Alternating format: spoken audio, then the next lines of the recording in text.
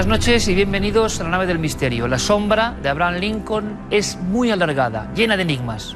Buenas noches, doctor Cabrera. Buenas noches, Iker. Acabas de hacer un libro interesantísimo, C.S. Lincoln. ¿Por qué todavía hay muchas preguntas por responder? Preguntas que son lejanas en nuestro país, pero que ahora alcanzan una gran fama gracias a la película celebérrima ya de Steven Spielberg. Pero hay muchísimo más. Muchísimo hasta el punto de que la propia psicología, doctor, de Lincoln es bastante enigmática, es bastante, para algunos, melancólica, siniestra. ¿Qué adjetivo podríamos poner? Hoy, un psiquiatra diría que Lincoln tenía un trastorno bipolar. Era un hombre que padecía unos ataques de melancolía con insomnio, acompañados posteriormente de una exaltación anímica brutal, y ello no había medicación, por lo tanto, solo su voluntad de hierro era capaz de vencer ese grave trastorno afectivo. Se ha hablado mucho, y lo vamos a hacer con dos grandes amigos, de las apariciones, como lo oyen, de Abraham Lincoln, de su espectro, su efigie, su recuerdo, su fantasma, no lo sé, de su conexión con el espiritismo. ¿Encaja, doctor, en una personalidad así, esa especie de acercamiento a un mundo que estaba en ebullición? Espiritismo en Estados Unidos en su época. Era un hombre profundo, muy profundo. Era un misterio para su propio gabinete. Era un hombre que pasaba noches de insomnio pensando en cosas que no eran accesibles a los que le rodeaban. Por lo tanto, entre el misterio de la religión, entre su creencia en Dios, la masonería de aquella época, el espiritismo americano, la verdad que es un elemento nuclear, ese misterio en él. Se ha hablado incluso, doctor, de ciertas contradicciones en lo más íntimo de Abraham Lincoln, ¿no? Cierto, Abraham Lincoln era un hombre que tenía una sexualidad indefinida, no era padre de familia, quería mucho a sus hijos, sufrió mucho con la muerte del pequeño de todos, su mujer también estaba en los límites de la enfermedad y del trastorno, pero él tenía muchas indefiniciones, muy graves indefiniciones personales y sexuales. Hombres que cambiaron la historia, que tienen, ¿no?, esta especie de eterna lucha dentro de ellos. Vamos a hablar de todo eso en nuestra mesa, con más cosas, pero evidentemente muchos de nuestros amigos del cuarto milenio estarán pensando en esa escena que es en España sí que tenemos un poco el inconsciente colectivo, ese magnicidio, ese asesinato.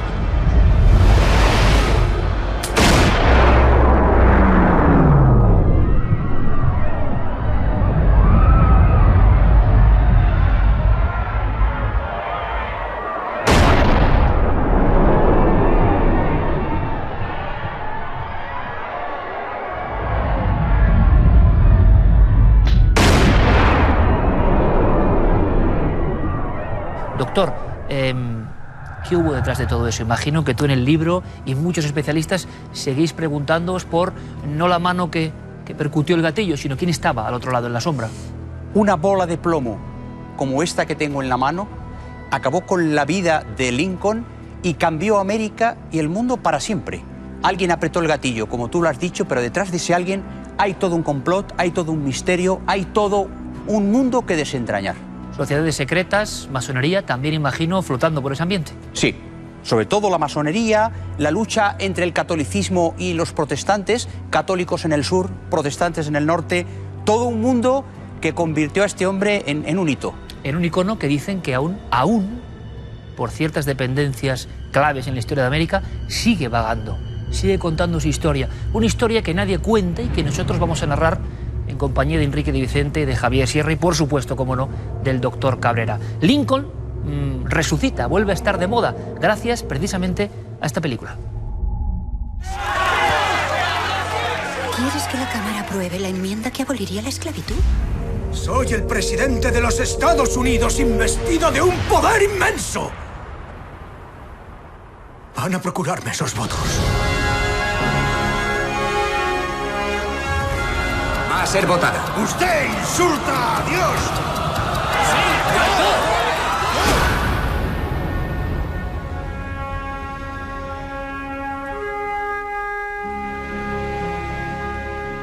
Ahora, sinceramente, yo les pediría que me imitasen un poco, lápiz y papel casi, porque nuestros amigos van a contar cosas que estoy casi seguro de que no se van a contar en ningún otro lugar. Esa sombra de Lincoln, como decíamos, repleta de elementos sorprendentes. Javier Sierra, compañero, buenas noches. Muy buenas noches, Iker. Enrique de Vicente, director de Año Cero. Compañero, buenas noches. Muy buenas noches, Iker. Con mucha documentación, con muchos documentos, como ven ahí, con muchas fotografías, con muchos libros, Lincoln da para tantas historias. Por ejemplo, y abrimos esta mesa de redacción de inmediato, doctor. Por empezar, por un elemento simbólico, evidentemente con los ojos de hoy, absolutamente sospechoso, pero Javier, que creo representa perfectamente el mundo de Lincoln, el mundo que dejó Lincoln y su conexión con la sensación de permanencia después de una muerte trágica, ¿no? Sí, la mujer que vemos en esta vieja fotografía sepia es Mary Todd Lincoln, la viuda de Abraham Lincoln, que 7 años después del asesinato de su marido sentía la necesidad desesperada de comunicarse con él. De hecho, acudió a un fotógrafo muy importante en el Boston de aquella época, que tenía la fama de retratar los espíritus de los desaparecidos junto a los vivos, ¿no? Y ese fotógrafo, William Mallner, obtuvo esta imagen en la que, como no, en fin, no se podía esperar otra cosa en una fotografía de aquella época, aparece una silueta que recuerda vívidamente a su marido Abraham Lincoln. O sea, que había en Boston un fotógrafo en plena ebullición de estas cosas, de espíritus, sí, que curiosamente, como estamos viendo, se parecían al difunto. Es decir, pero sospechamos que había una manipulación por parte del propio fotógrafo, ¿no? Vamos, sin duda en esta fotografía como en muchas otras. Pero lo curioso de este asunto es que el propio Abraham Lincoln había participado en sesiones de espiritismo, había visto levitar un piano en su propia casa, en su propio despacho, se había sentado junto con otros 2 compañeros encima del piano para tratar de controlarlo, todo esto apenas 3 años antes de que fuese asesinado. Y esto hay que entenderlo en un contexto que seguro que los telespectadores van a comprender inmediatamente. 3 años antes de que Abraham Lincoln fuera asesinado, es decir, nos estamos situando aproximadamente en la primavera de 1862, la familia Lincoln atraviesa un momento muy amargo, muy agrio. Es la muerte de su hijo Willie, muere con 11 años de unas fiebres tifoideas, y la madre, como es fácilmente comprensible, se desespera y trata de comunicarse con ese hijo desaparecido, y para ello contrata los servicios de 2 médiums que acuden a la casa de los Lincoln primero, pero después se reúnen en el propio domicilio de estas mujeres en Georgetown, cerca de la Casa Blanca, y a partir de ahí se establece una relación que será ininterrumpida durante 3 años y terminará de una manera que a mí es la que más me ha llamado la atención de este asunto.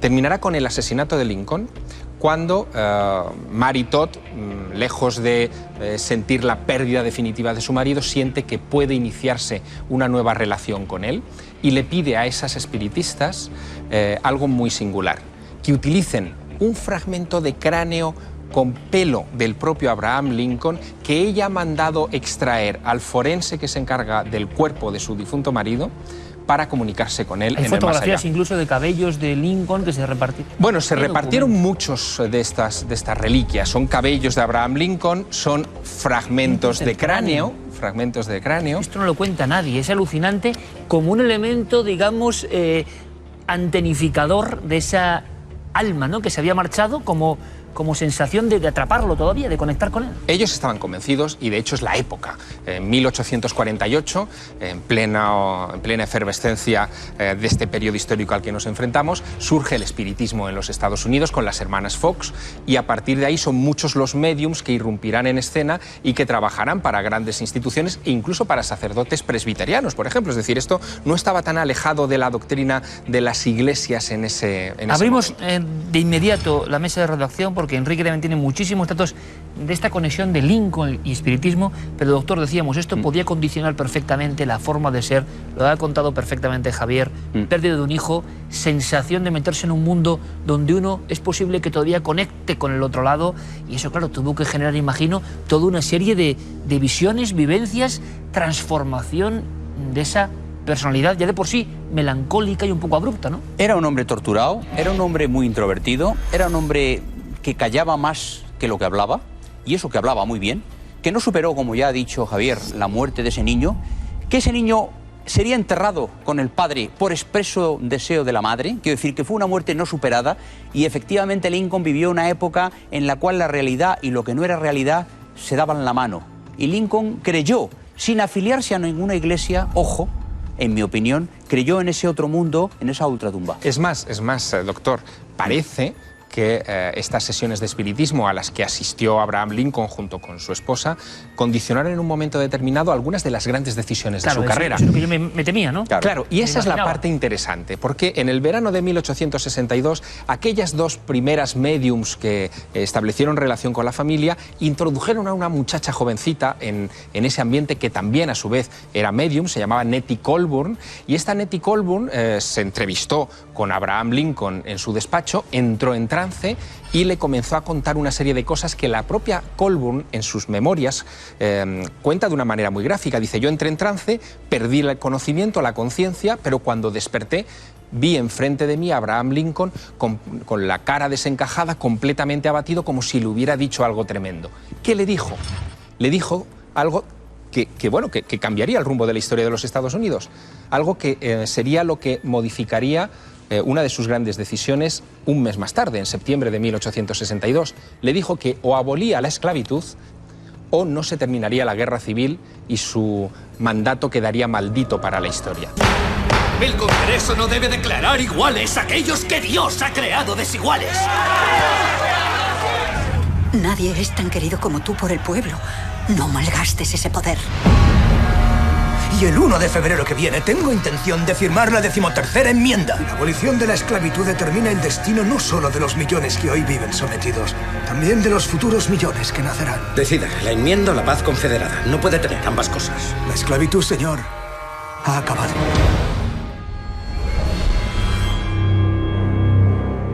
El primer gran biógrafo de Lincoln, Lamon, que lo conoció muy a fondo, que era amigo suyo, él nos describe toda una serie de episodios, los que podía contar, porque había otros secretos que no podía contar. Lo importante es que Lincoln, desde siempre, había tenido un presentimiento de que estaba predestinado a llevar a cabo una misión importante, pero a su vez, desde el principio, él asociaba eso a una tragedia. Tragedia que fue la guerra civil, la única guerra civil que ha habido terrible en Estados Unidos y culminó con su propia muerte. Mira, por ejemplo, poco antes de ser nombrado presidente, de ser elegido como presidente, él tiene un sueño, una visión en ese caso, que como en todas las que tuvo, comenta con su mujer para que ella intente interpretárselas. Y se ve ante un espejo y ve dos rostros suyos en lugar de uno solo. Uno de ellos se ve bien y el otro se ve mal, triste y como desvaído. Entonces la mujer le interpreta esto como diciendo, vas a ser presidente durante 2 mandatos y en el segundo mandato morirás. 22 días antes de su muerte, él tiene un sueño que cuenta a su mujer y a algunos de sus allegados, incluido algunos de sus ministros, en las que él ve que en la Casa Blanca está formada la guardia y están velando a alguien que está en un catafalco. Se acerca, pero no ve el rostro, porque tiene cubierto el rostro. ¿Por qué tiene cubierto el rostro? Muy simple. Porque el Lincoln será atravesado por una bala y el destrozo era como para que se lo cubrieran. Y le pregunta a uno de los guardias de corps que está ahí, ¿qué ha ocurrido? Y dice, han matado al presidente, señor. Ha sido disparado, como fue luego disparado. Finalmente, tiene otro sueño previo en el que él se ve navegando por un río. El río que en todas las mitologías, comenzando por las griegas, lleva, digamos, al más allá, después de la muerte. Se ve navegando en un barco. Le preocupa gravemente. Comenta el sueño con su consejo de ministros y finalmente le dice a su guardaespaldas, que no le acompañaba en ese momento en el Teatro Ford cuando le dispararon, que él sabe que le van a matar y de forma inmediata. Y el otro le dice, presidente, no acuda al teatro. Y le dice, tengo que ir. Otro elemento importantísimo en esta especie de claves increíbles, conexión con el espiritismo, bien, y esto no es mito, es que se ha contado muchas veces, no sé qué verosimilitud puede tener esto, que el propio espectro, fantasma, imagen de Lincoln, como he dicho antes, ha sido observado por otras personas que creo que en la Casa Blanca. Hay muchas historias y vinculadas a futuros ocupantes de la Casa Blanca. Por ejemplo, Lyndon Johnson, presidente de los Estados Unidos, llegó a comentar que él había visto el fantasma y había llegado a intercambiar unas palabras con el fantasma. Lo comentó seriamente, ¿no? Lo comentó seriamente, sí, sí. Fíjate que el matrimonio Roosevelt, ellos comentaban también con cierta frecuencia a sus amigos, a los invitados que tenían ocasionalmente en la Casa Blanca, que ellos sentían la presencia de Lincoln. Era un presentimiento, algo comentado quizá por el servicio, que también comentaban historias muy curiosas. Y hay una historia de todas ellas, que es quizá la más llamativa, que es la de la reina Guillermina de Holanda, que hace una visita a la Casa Blanca, que la hospedan en una habitación de la planta alta de la Casa Blanca, donde estuvo el despacho de Lincoln. El despacho oval, lo que hoy conocemos como el despacho oval, que está en la planta baja, era la antigua biblioteca en tiempos de Lincoln y no era un lugar donde se tomaran decisiones, pero sí aquel despacho convertido hoy en dormitorio donde se quedó Guillermina de Holanda. Bueno, el caso es que en aquella visita el servicio y el personal de seguridad escuchó a través de la puerta a la reina gritar estremecidamente. El oficial que estaba encargado de su seguridad entra, ve a la reina desfallecida, desmayada, tumbada frente a la cama, y una sombra que él interpreta que es Lincoln poniéndose unas botas. Y esto se cuenta en el anecdotario de la Casa Blanca. Incluso en épocas más recientes, en época de Reagan, por ejemplo, el propio Ronald Reagan, que era bastante socarrón, pero que le gustaban mucho estos temas, comentaba que su perro ocasionalmente olisqueaba y miraba hacia lugares donde debía de estar el presidente Lincoln todavía vigilando. Y la hija de Reagan también. Y una hija, efectivamente. Y Hillary Clinton, también, cuando era primera dama y estaba viviendo en la Casa Blanca, llegó también a deslizar algún comentario sobre el presentimiento de que no estaban solos, de que en esa casa pasaban cosas. Algo que ya subrayaría en su momento Harry S. Truman, presidente también de los Estados Unidos, que creía, estaba convencido de que la Casa Blanca estaba encantada. Es que es increíble, ya un fantasma, pero con la efigie de Lincoln, que es muy particular, pone los pelos de punta.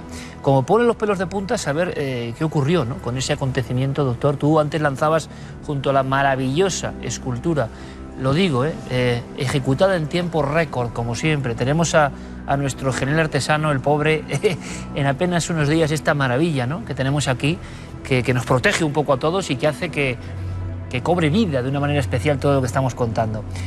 Pero, por ejemplo, doctor, y con la brevedad que tú sabes, ¿qué sabemos del asesino? ¿Quién era? El asesino era, todo el mundo sabe, un actor de teatro, un gran actor de teatro. ¿Te aseguro que todo el mundo sabe? No, te lo aseguro, bueno, doctor. Es verdad, porque en Europa de Lincoln sabemos pocas cosas. Era un gran actor de teatro que se forró de dinero, literalmente, con sus actuaciones, que llegó a tener empresas con las cuales aún ganó más dinero, que estaba cargado de odio, de un odio visceral a la causa del norte, que creía firmemente en la esclavitud, que cuando oyó en el discurso a Lincoln decir que esto se iba a acabar, dijo: es el momento de matar a este hombre, y ese Booth fue el que apretó el gatillo aquella tarde-noche fatídica. A nivel forense, a nivel de investigador criminológico, como tú ves una escena del crimen o analizas unos restos, doctor, ¿algo que reseñar? Es decir, parece que hubo unas anomalías, ¿no?, en la vigilancia. Sí, sí. Cuéntanos algo, por favor. Era un teatro, como pocos saben, efectivamente, casi 2000 personas estaban allí, era un teatro grande, la mitad de ellas eran militares profesionales llegados del frente, por lo tanto allí no había pequeños niños jugando. ¿Cómo pudo escaparse este hombre, que era ágil y fuerte? ¿Por qué el guardaespaldas, como ya ha mencionado el amigo Enrique, no estaba en su lugar, sino que estaba en el bar tomando algo? No había prácticamente vigilancia, el disparo es un disparo certero con una pistola de juguete. El calibre 44 son prácticamente 1 centímetro, una bola de plomo, y esa bola le atraviesa sin salir el proyectil, entra por el occipital y se queda alojado dentro del cerebro, en el lóbulo frontal.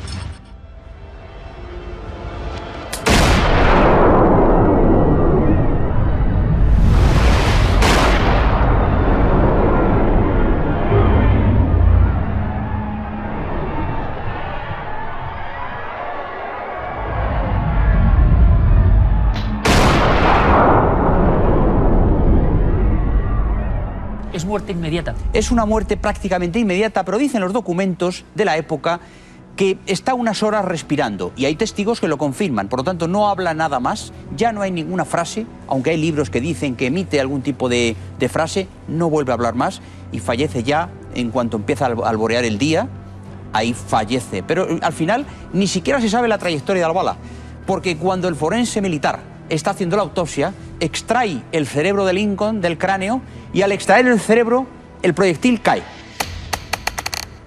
En el silencio de la habitación de la autopsia cae el proyectil y no es posible saber dónde estaba alojado. Y doctor, una cosa más, fin, digamos, de la vida del asesino de Lincoln. El fin de ¿Dijo algo? ¿Sabemos algo? Es acorralado, es perseguido, todo el complot cae, él se defiende hasta la muerte. No está claro si se le pudo coger con vida, el caso es que un soldado en ese cerco le dispara y le mata. Lo ideal hubiera sido que no hubiera muerto para que hubiera cantado, claro, entre comillas, porque detrás de él seguro que no solamente veía 3 o 4 personas, había mucha más. De hecho, los generales sudistas firmaron de inmediato una carta diciendo que ellos no tenían nada que ver para evitar más represalias. Te lo pregunto, doctor, porque evidentemente hay otra página oculta de la historia, ¿no? Enrique Javier, es decir, ¿quién estaba detrás de este acontecimiento? Esa es la cuestión. Claro. Vamos a ver, había varias cosas evidentes y él atentaba contra demasiados intereses. En principio, contra los grandes intereses de los banksters, de los gángsters bancarios que había en la época, porque lo que la gente ya lo sabía ignora, en la época. Por supuesto, y dominaban el mundo y habían provocado guerras y provocaban magnicidios. Pero él, al igual que luego hará también Kennedy, propone que Estados Unidos fabrique su propio dinero, porque no lo fabrica. O sea, realmente es lo que la gente ignora. No hay un banco nacional estatal en Estados Unidos. La Reserva Federal es una empresa privada en la que están los grandes capitales internacionales. Pero atenta contra demasiados intereses económicos y, sobre todo, él ataca a una ideología que hunde sus raíces en poderosas sociedades secretas. Esa ideología corresponde a un mito que la gente ignora y que puede encontrar, sin embargo, en la Wikipedia, sobre todo en inglés, que es los caballeros del Círculo Dorado y el imperio del Círculo Dorado. En síntesis, esto es una conspiración que se remonta a 1806, cuando el vicepresidente Burr organiza una conspiración, tiene que huir, y es una conspiración que lo que pretende es crear el mayor imperio del planeta, el mayor imperio fabril y económico del mundo, convertirse en los dueños del mundo. Es un círculo dorado con el centro en La Habana y que cubre 3.860 kilómetros alrededor y que abarca Washington, toda una serie de Estados Unidos, México y la parte norte de Sudamérica. Detrás de eso, ya en los años 50, 1850, se constituye la Sociedad de los Caballeros del Círculo Dorado, cuyos continuadores a otro nivel, íntimamente ligados, será el Ku Klux Klan. Estos están totalmente implicados en la guerra y apoyando desde los estados del norte a los sudistas. No hay duda de que pertenecían al Círculo Dorado tanto el asesino de Kennedy, Booth, como muchísimos otros personajes. De Lincoln, Enrique, de Lincoln. Perdón, de Lincoln, siempre me confundo. Estoy obsesionado por Kennedy. Pero lo importante es que quien pertenece a esos caballeros y que va a ser quien cree los rituales del Ku Klux Klan es el masón más importante de la historia americana, el famoso Albert Pike, o Pike, que crea el dogma y rituales de la masonería. O sea, la gran figura del rito escocés, claro, está detrás. Ahí vamos a eso, Javier, porque yo decía, se ha hablado también, ya en todo este berenjenal de misterios, de la presencia, no sé hasta qué punto, de la masonería en todo esto. Bueno, Lincoln está fuera de ese circuito, precede, o sea, bueno, digamos que sigue a una serie de presidentes que sí que han sido masones, bueno, desde el propio George Washington, y él no. Él rompe con esa tradición y por lo tanto ahí se produce un punto de fractura que muy probablemente los masones que se consideran a sí mismos los padres de la patria americana... Lo toman un poco como oveja descarriada. Ahí está, no lo ven como que sigue las directrices. Y es verdad que ahí se produce una tensión histórica que podría explicar la existencia de un complot apoyado por ellos. Hay otra cosa muy importante y es, en esa tumba, que hay toda una leyenda norteamericana de que algunos dicen que está vacía, su tumba en Springfield, en Illinois. Yo decía, faltaba algo más, pues... No, hay Perdón, nos faltaría contar 10 veces más cosas. Es que en las que hemos intentan contado. robar Su el tumba. cuerpo del presidente, intentan robar el cuerpo, una pandilla de gángster, intentan robar el cuerpo de Lincoln y ¿Se casi sabe lo eso? consiguen. Sí, y casi lo consiguen para chantajear a las autoridades en la liberación de Para unos... secuestrarlo, Sí, el cuerpo. Sí, pero hay quien dice que está vacía y nunca se ha hecho una averiguación de si la tumba está llena o vacía. Pero sí, hay mucha gente que asegura haber visto el fantasma de Lincoln merodeando en torno a su tumba. Bueno, esto nos daría lugar a una discusión importante, cosa y es importante. ¿qué es ese fantasma?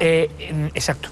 Evidentemente los espectadores lo saben, teníamos que haber hecho un documental sobre Lincoln y sus misterios. Es apasionante, es alucinante y yo siempre me quedo boquiabierto, pero ahora más. Incluso, yo no sé si casi para rematar, tendríamos, Javier, Enrique, una historia de una maldición que viene del mundo de los indios y que habla de presidentes de Estados Unidos asesinados. ¿Hay algo de eso? La maldición de Tecumseh, que era el nombre del gran indio, jefe. y Javier no lo puede contar. No, por favor. En síntesis, hay un general que combate y derrota a los indios y sobre el cual Tecumseh lanza una maldición. Cuando este general llega a ser presidente, muere en la Casa Blanca. Está justificado. Este es el general que es elegido en 1840 como presidente. Está justificado porque es un señor muy mayor. O sea, ahí no hay discusión. Pero resulta que 20 años después es elegido Lincoln.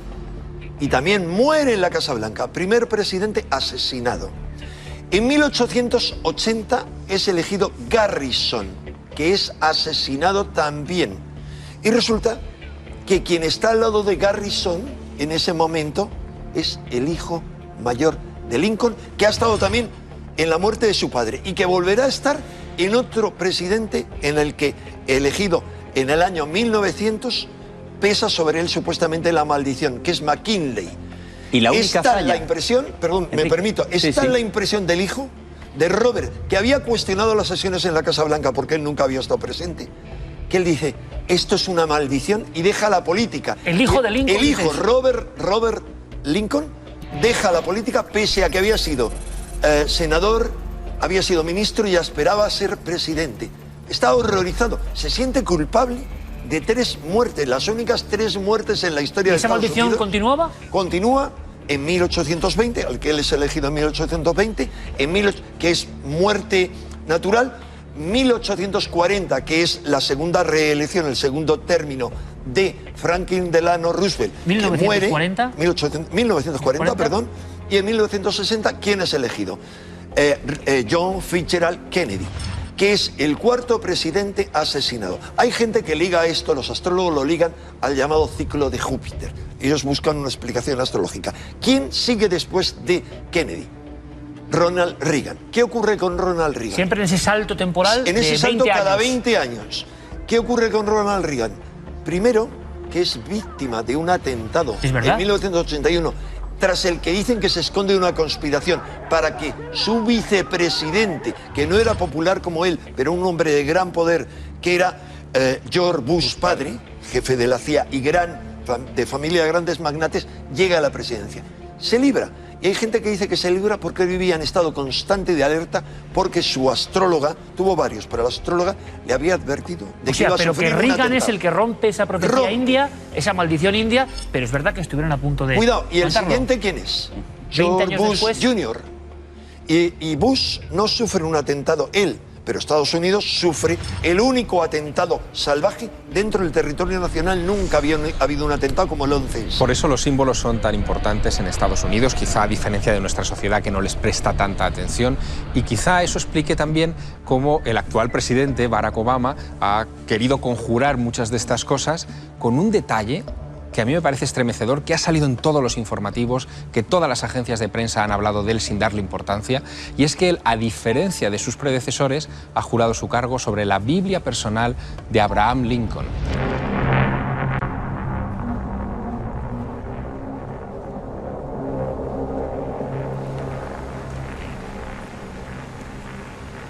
Please raise your right hand and repeat after me.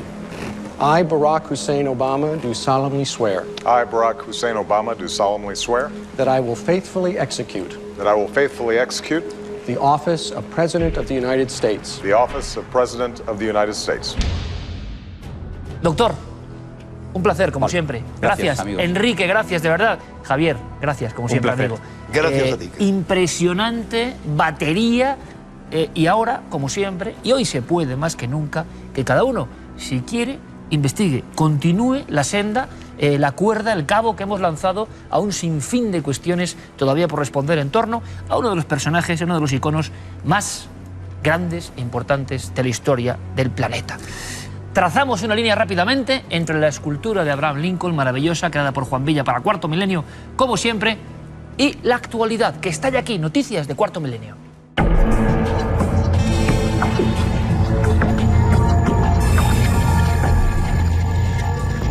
Esta noche comenzamos el repaso de la actualidad más misteriosa en México, concretamente en las cuevas de Naica, donde se encuentran los cristales de selenita más grandes del mundo. Se trata de 4 cuevas, la de las espadas, el ojo de la reina, la de las velas y la de los cristales. Esta última tiene en su interior cristales conocidos como piedra de la luna, por su brillo, su color y la transparencia.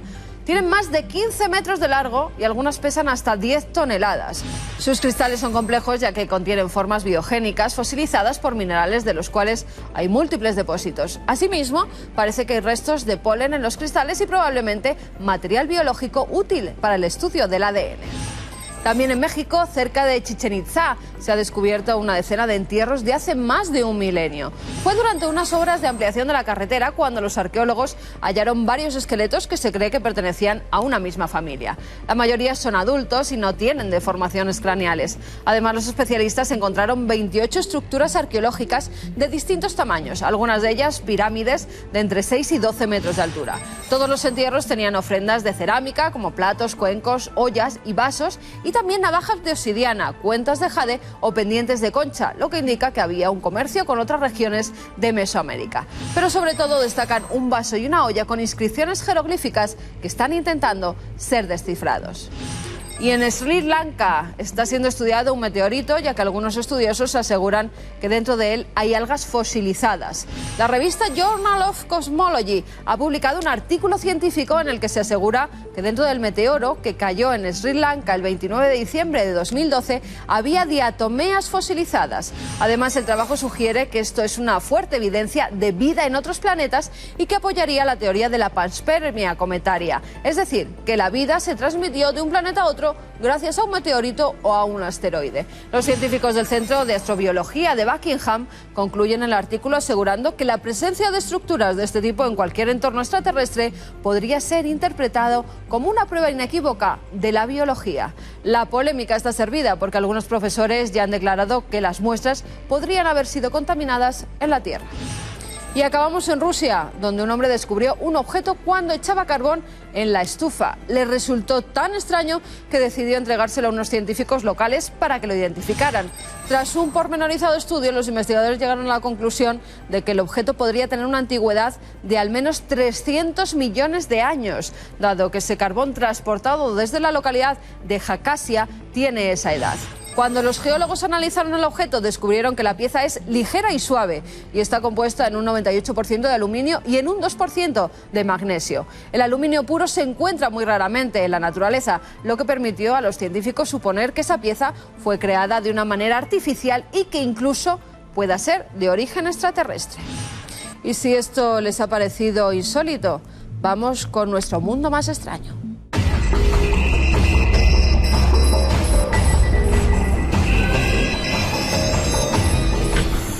Saben que en España teníamos un perro que iba a todos los entierros. Bueno, pues en Italia, en el sur de Italia, también lo tienen. Se llama Tommy.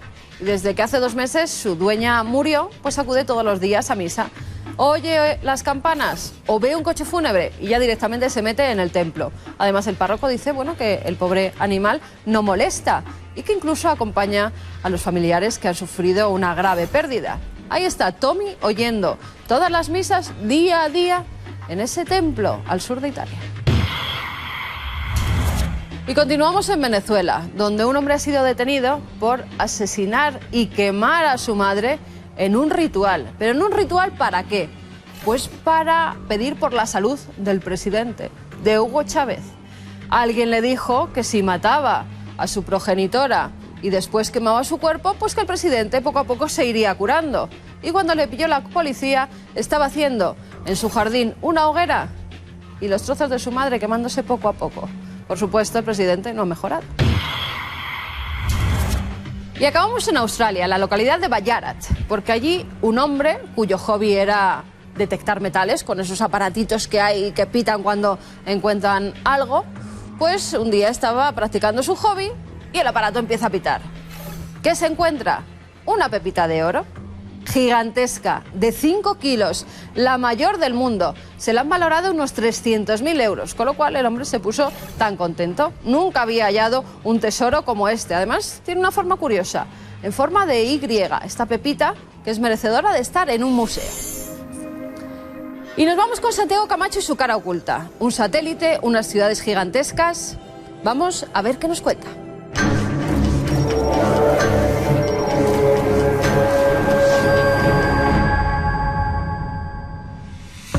Esto de verdad hay que analizarlo y observarlo con mucho detenimiento. Hablamos de urbes colosales, en mitad de la nada en ocasiones, y urbes fantasmas. Santiago Camacho, redacción de Cuarto Milenio, buenas noches. Buenas noches, Iker. ¿Está pasando? ¿El satélite de alguna forma las ha captado?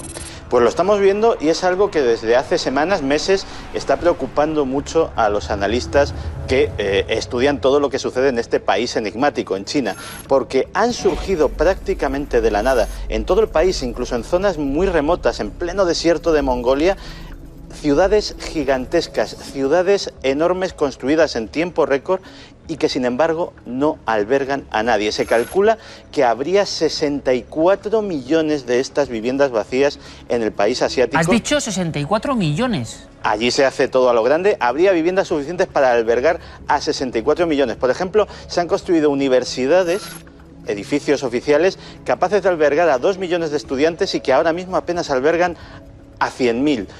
Es todo muy extraño. La explicación oficial parece ser que podría deberse a que China estaría viviendo lo que podríamos calificar como la madre de todas las burbujas inmobiliarias. Pero, sin embargo, esta explicación a estos bloques de apartamentos inmensos que estamos viendo completamente deshabitados, a estas avenidas enormes sin automóviles, sin peatones, sin nadie... Nos recuerda un poco, Santi, permíteme, a Pripyat y el mundo de Chernóbil, ¿no? Sí. Deshabitado. Efectivamente hemos hecho alguna vez secciones dedicadas a estos pueblos o ciudades fantasmas que hay por todo el mundo, pero estas ciudades chinas tienen una característica especial, que es que nunca han estado habitadas. Es decir, no es algo que se hayan ido los habitantes por la razón que fuera, no, son construcciones que tienen 5, 6 años como mucho y que sin embargo están ahí esperando algo. Pues decíamos de esta burbuja inmobiliaria en China, eso pues sería posible si no estuviéramos hablando de una economía dirigida. En China el gobierno decide qué se construye, dónde se construye, en qué se invierte, cuánto se invierte y parece que sin el beneplácito del gobierno y el dinero y los fondos, porque estamos hablando de una inversión de miles y miles de millones de euros, pues esto no se podría haber hecho. O sea que el fenómeno que por desgracia conocemos muy bien en España, de esas barriadas, urbanizaciones que se quedaron a medio construir o sin vecinos, por desgracia, no es el mismo fenómeno. Entonces, claro, la gran pregunta es qué está pasando, porque además hay otros datos relacionados con estas ciudades, si cabe, más inquietantes. Pues sí, porque si a esto le unimos el hecho de que analistas, incluso de las Naciones Unidas, han alertado de que China ha aumentado su inversión y sus reservas, por ejemplo, en comprar arroz, comprar alimentos en un 400% más allá de lo habitual. Comprar arroz, leche en polvo, todo tipo de productos de primera necesidad, comprar mineral de hierro, comprar metales preciosos en los cuales se están convirtiendo todas sus reservas de divisas o una gran parte de ellas. Todo ello hace que los analistas piensen que podría deberse a que los chinos están preparándose para algo que no nos han contado a los demás. ¿Qué podría ser? Los más agoreros dicen una guerra. Hay también que dicen, pues a lo mejor tienen noticia de algún tipo de catástrofe natural que pueda amenazarles. Pero parece ser que lo que indican todos estos síntomas es que podría ser un plan de contingencia muy ambicioso para estar preparados, ¿para qué? Para un colapso económico a gran escala. ¿Que les pille con qué? Pues en vez de con dinero, que a lo mejor ya no vale más que el papel en el que está impreso, les pille con bienes ya comprados, como pueden ser esos productos de primera necesidad, esas materias primas que están acumulando en excedentes absolutamente impensables, e incluso ya con los planes de vivienda para muchos años ya preparados sin tener que recurrir a ningún tipo de inversiones en dinero. Hombre, esto tiene relación con lo que contábamos la semana pasada, ¿no? De esos gurús, de alguna forma, que hablaban del desplome del sistema económico en el mundo entero. Pero, claro, el satélite, de alguna forma, Google, el más famoso, ha hecho de espía, porque imagino que hay poquísima información, cámara en mano, digamos, vagando por este del fantasma. Es muy poca, ¿no? Muy poca. Algunos, ya ha llamado la atención de algunos reporteros, especialmente británicos. La propia BBC sí que ha mandado a algunos de sus reporteros a vagar, porque no hay otra cosa que hacer, por estas inmensas avenidas y por estas calles vacías. Y bueno, en principio está siendo objeto de análisis, sobre todo por los especialistas económicos, que también están muy alarmados, porque si la explicación oficial de la burbuja económica fuera cierta, en el momento en el que estallase esa burbuja inmobiliaria, como ha pasado en España, como ha pasado en Irlanda, como ha pasado en tantos otros países, las consecuencias no serían las mismas, dado el tremendo volumen de la economía china, y bueno, las consecuencias para el resto de las economías mundiales también podrían ser muy graves. Santi, vamos a intentar hacer un día una cosa muy difícil, una cara oculta con cosas buenas, ¿vale? Venga, es un reto. Un abrazo, compañero. Un abrazo, gracias como siempre por todo. Alucinante, y ahí están las pruebas. ¿Qué son esas ciudades? ¿Para qué se están empleando? ¿Qué se oculta en ellas, aunque no haya personas? En fin, seguiremos investigando, desde luego. A veces el ojo del satélite también hace un poco de investigador, como han visto. Ahora vamos a investigar de otra forma, sobre el terreno, en una casa muy habitada, no solo por personas, también quizá por otra cosa. Nos llegó el mensaje de una familia angustiada y hemos querido inaugurar un formato completamente nuevo. Vean estas imágenes, por favor.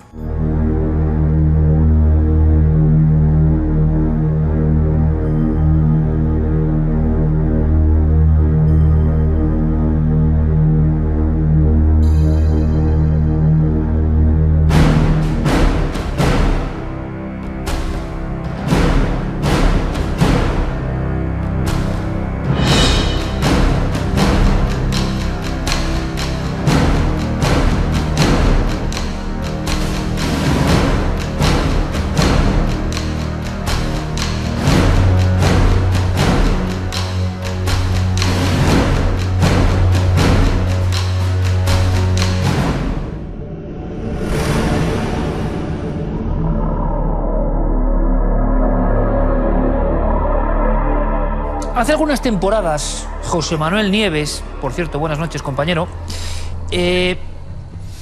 director del área de tecnología y de ciencia del diario ABC, propuso algo muy interesante. Era un concepto, una idea, ¿verdad? Escepticismo y creencia. ¿Por qué no los unimos en una misma noche de investigación? Como han visto, es lo que hemos hecho. Y seguramente es lo que seguiremos haciendo. Y ustedes saben que el misterio es muy escurridizo, pero dijimos, bueno, cogemos el pañuelo. ¿Por qué no llevar a un lugar donde supuestamente ocurren cosas a personas que a priori no creen en esas cosas, que tienen explicación científica, José Manuel Nieves, y a otros que están convencidos de que hay una causa que a veces surge, aparece, y que es una causa de origen paranormal, indescifrable para nuestros sentidos ordinarios? Santiago Vázquez, aquí presente. Buenas noches, compañero. Buenas noches, Iker. Buenas noches. ¿Ha merecido la pena la experiencia? Ha merecido, y con creces, porque hemos obtenido parafonías por un lado, también un fenómeno que comentaremos que no me adelantes ahora, de primer orden, auténtico fenómeno paranormal, y sobre todo el testimonio de esas personas, de esa familia, que, ya adelanto, sin tener un conocimiento de lo que verdaderamente es un aporte, describieron en más de una ocasión lo que es ese fenómeno sin saberlo. José Manuel, ¿piensas lo mismo? Me temo que no. Perfecto. Nos acompaña también Javier Pérez Campos, que fue la persona, como muchas otras veces, que sirvió de nexo entre ustedes y nosotros, que oyó el auxilio, oyó la angustia en ocasiones. Javi, buenas noches. Buenas noches, Iker. Y además, ahora nos vas a contar más cosas, pero hay un elemento muy gráfico que quiero que vean de inmediato. Por eso, como hacemos en ocasiones, hemos traído nuestro plasma aquí para hacerlo casi hasta más íntimo, como si fuera una pequeña salita de estar con todos ustedes, porque comentaremos muchas cosas. Antes de que sepan más del caso en concreto, quizá uno de los argumentos de por qué fuimos ahí. Javi, vamos a ver imágenes, porque esta familia traía una serie de grabaciones. ¿Qué es esto que vamos a ver? Pues esto que vamos a ver son grabaciones que efectivamente fueron obtenidas por la propia familia. Ellos aseguraban que el fenómeno actuaba constantemente delante de sus narices una y otra vez, hasta el punto de que ellos mismos pudieron grabarlo con sus propios materiales, en este caso con teléfonos móviles. Ahí vemos el pasillo de la casa que recorrimos con José Manuel y con Santiago, y en un momento determinado algo lanza lo que ellos dicen es un enchufe.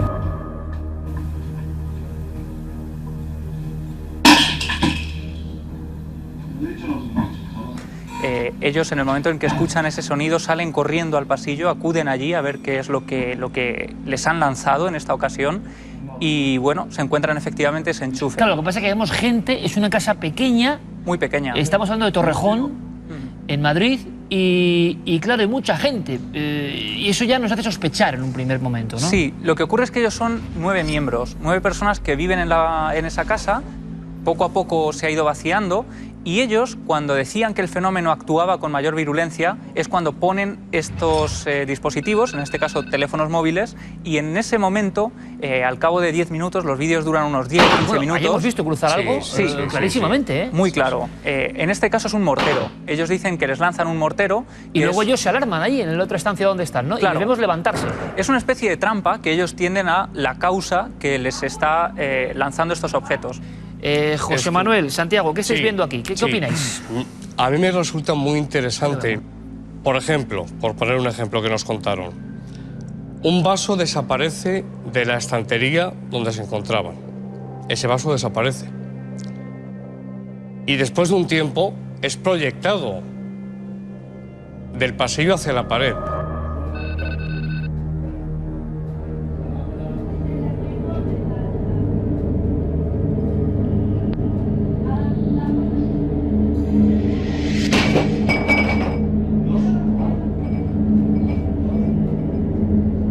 Es decir, que nos encontramos ante un verdadero fenómeno de aporte. En mi opinión, sí. Imagino que José Manuel piensa ahí clarísimamente en alguien físicamente que está haciendo eso. Por supuesto, incluso en el vídeo se ve que hay una persona que se va hacia el pasillo, que es en la visión que tenemos, está el salón al fondo, esta toma está hecha desde la cocina de la casa, y a la izquierda está el pasillo desde donde proceden aparentemente las cosas, pero a mí nadie me puede decir que esa cosa vuela sola o que ha sido lanzada por un ente. ¿Qué es lo que dice la familia? Claro, claro. Eso es lo que dice la familia, pero en fin, Santiago, y una vez y otra, siempre se basa en los testimonios como una prueba irrefutable de lo que estamos viendo. Y entonces, es verdad que yo he ido a esa casa, habéis recogido el reto, yo tenía ganas de decir, bueno, si todas estas cosas suceden y no tienen explicación, quiero ir a donde suceden esas cosas y verlas con mis propios ojos. Esto no es verlo con mis propios ojos, esto es una grabación hecha en un teléfono móvil, es un testimonio en vídeo. Pero hay que tener muy en cuenta qué ocurre ahí, es decir, esos objetos... Santiago, si yo te quiero gastar una broma a ti... Pero entonces estaríamos hablando de un fraude.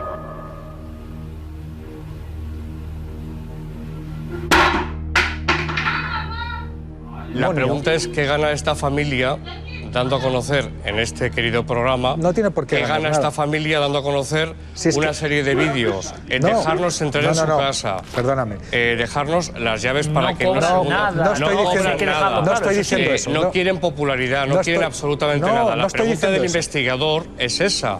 No estoy diciendo eso, Santiago. Descartar primero el fraude, descartar el afán de popularidad, por supuesto, el afán de lucro. Nada de esto se da en esta Pero no estoy diciendo simplemente... No, pero es una cosa, dame caso, porque después vamos a seguir sobre este Vamos, asunto. que yo no llamo mentiroso a nadie. Claro, pero yo quiero que os vean a los dos investigando. Que es una curiosa situación, es un contraste que a mí personalmente me ha gustado. Me ha gustado. ¿Cómo investiga cada uno? ¿Qué pregunta cada uno? ¿Qué van viendo? Y vean también el lugar de los hechos y la familia. Resumiendo muchísimo, Javier, una familia que vive una situación de angustia, se pone en contacto con nosotros y a día de hoy ya ha podido irse a otro lugar, parece, ¿no? Sí, esto ocurre... Hay un exorcismo en esa casa, por cierto. Sí, ellos llevan a cabo un exorcismo incluso porque dicen que el fenómeno llega a un momento determinado en que actúa con bastante agresividad. Es un fenómeno que se resume rápidamente en que constantemente les lanzan objetos cotidianos que ellos tienen encima de mesas o de encimeras, esos vasos que dicen que desaparecen, que les lanzan continuamente, al perro de la familia lo golpetean constantemente. El culmen es un cuchillo que ellos tienen en la cocina, que un día sale lanzado contra un frigorífico o contra una secadora, y es el momento en que ellos deciden inmediatamente pues ir a un exorcista que les ayude. Y es cierto, ellos decían por lo menos que el fenómeno, la prueba de que había actuado con tanta virulencia era, por ejemplo, esa encimera, una cristalera que ellos tenían en la cocina, que les habían roto constantemente, también en los golpazos de la pared que ellos nos enseñaban y decían que estaban ocasionados. Vamos a verlo ahora, Javi, porque si no, el público no va a saber de qué estamos hablando y cómo han investigado nuestros amigos, porque es que además hay dos noches diferentes. Claro, eso es importante decirlo, porque la primera fue con la familia y la segunda fue nosotros solos. Perfecto, ya está dicho. Y yo creo que va a ser muy interesante.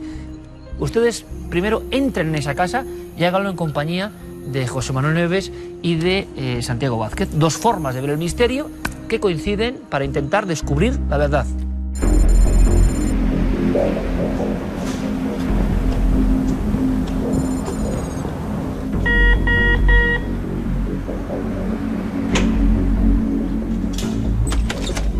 Buenas noches. Buenas noches, Manuel. ¿Qué tal? ¿Soy el primero? No, pues vamos para adentro, ¿no? Sí, vamos a ver. Manuel, ¿cómo estás? ¿Qué tal? ¿Cómo estás?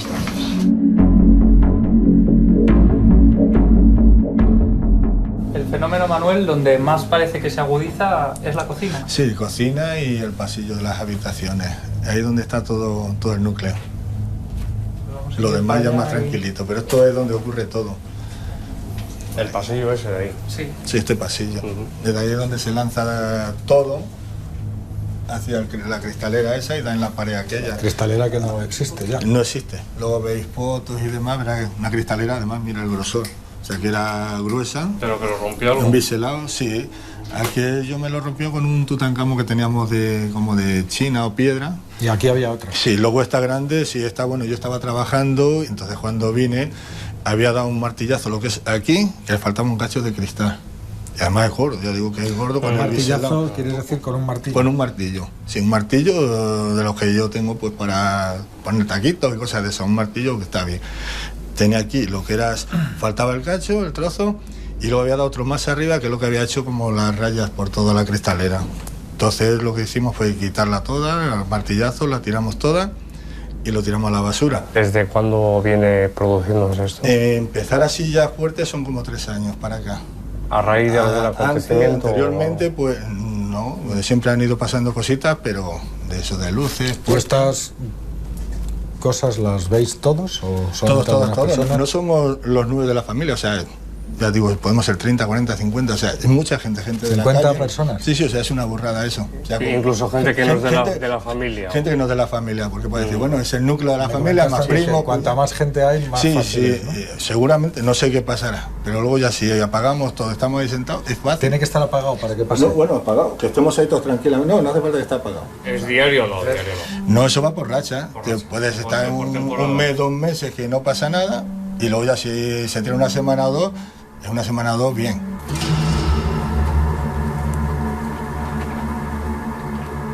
Tú dices que sientes, ¿no? Cuando hay algo, sí, que notas. No, sí, eso sí lo notas. O sea, si eso estás aquí de pronto haces así, eso cualquiera de la casa puedes preguntar, ¿te ha parecido ver algo? ¿Qué ha pasado? Mira, claro, no hay ¿ver nada. algo como que? No sé. ¿Una sombra? O... Es que, ¿sabes qué ha pasado algo? ¿Habéis visto algo alguna vez? No, yo no. No, ver no. Presencia o sombra o algo. Mi nuera, la que se vio aquí en el pasillo, estaban ahí 2 de mis hijos y las novias, y entonces dice que en un momento dado una de ellas miró hacia el pasillo y vio lo que es el vaso en el aire y por encima una especie de cara, como si fuese así. ¿Un vaso en el aire? Sí, el vaso luego lo dejó caer, o sea, era como si fuese una cara, según ella, ya digo, yo no estaba, y era como una cara, como de si fuese humo, energía, no sé lo que sería eso. Y en 3 años y medio es la única vez que alguien ha visto algo. Sí, o sea, ver nada. Ver nada. Nosotros sentir. Y los tiran desde ese pasillo hasta desde ese pasillo lo lanzaron. Y, siempre es y lo mismo. Siempre es a la misma dirección. O desde aquí para allá, digo, ha roto la cristalera. Ahí teníamos un cenicero para los fumadores, de estos tochos de recuerdo. Además era gordo. Y eso lo lanzaron. Dio lo que es en el borde, que está ahí también el picotazo en la madera. Y se partió por la mitad. Medio cayó ahí en la encimera y el otro teníamos el microondas. Se acababan con fuerza las cosas. Sí, eso fue esa mala leche. No, exactamente, si te dan, te hace mucho daño. Lo que pasa es que eso, hay unas marcas, ¿no? Claro, sí. Vamos a ver, hay marcas. Sí, ahí hay marcas. Eso de los lanzamientos de vasos. Sí, eso más bien son vasos.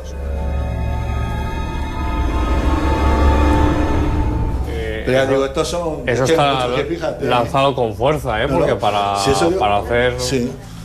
Mira, es que vas viendo aquí las marcas, o sea, vas viendo picotazos, tienes por todos lados, mira aquí. Son muchas, además. O sea, son muchos y además algunos de ellos con fuerza, con proyectados con fuerza, vamos.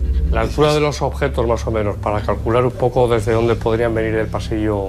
Sí, más o menos, tiene grabaciones por ahí. ¿A qué altura? Pero que venga, mira, estando aquí te puedes imaginar... Más o menos por ahí. La altura que puede tener. O sea, la lanzan y es todo, te digo, contra esto. ¿Le ha pasado algo parecido a alguien en la vecindad? O... No, nadie. ¿Por la zona? Que sepamos, no. O sea, que esas cosas se comentarían. ¿No lo habéis comentado con nadie que diga, pues a mí también? No, nosotros hemos preguntado, por ejemplo, a mi consuegra que vive en el 7º, lleva más años aquí viviendo, por si ya sabe de algo que haya ocurrido, alguna muerte rara, y ya dijo que no. O sea, nosotros también llevamos para 16 años y unos meses antes de venirnos, sí sabemos que por ahí por el lavadero, que es el servicio, ahí sí se colgó un señor. ¿Dónde fue eso? Sí, colgado ahí, lo que es, si entras al servicio, abres la ventana y ahí estaba colgando, pero era del tercero. ¿Antes de vosotros quién había aquí? Era un matrimonio mayor. ¿Y se fueron por lo mismo? Es que tienen un nieto, que no sabíamos nada, esto hace cosa de una semana o unos meses.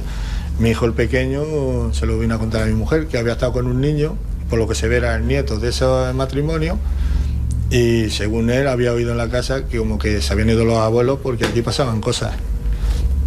Y claro, después de todo lo que ha pasado aquí, pues ya te puedes imaginar que... Lo del suicidio hay que anotarlo, eso como dato es interesante.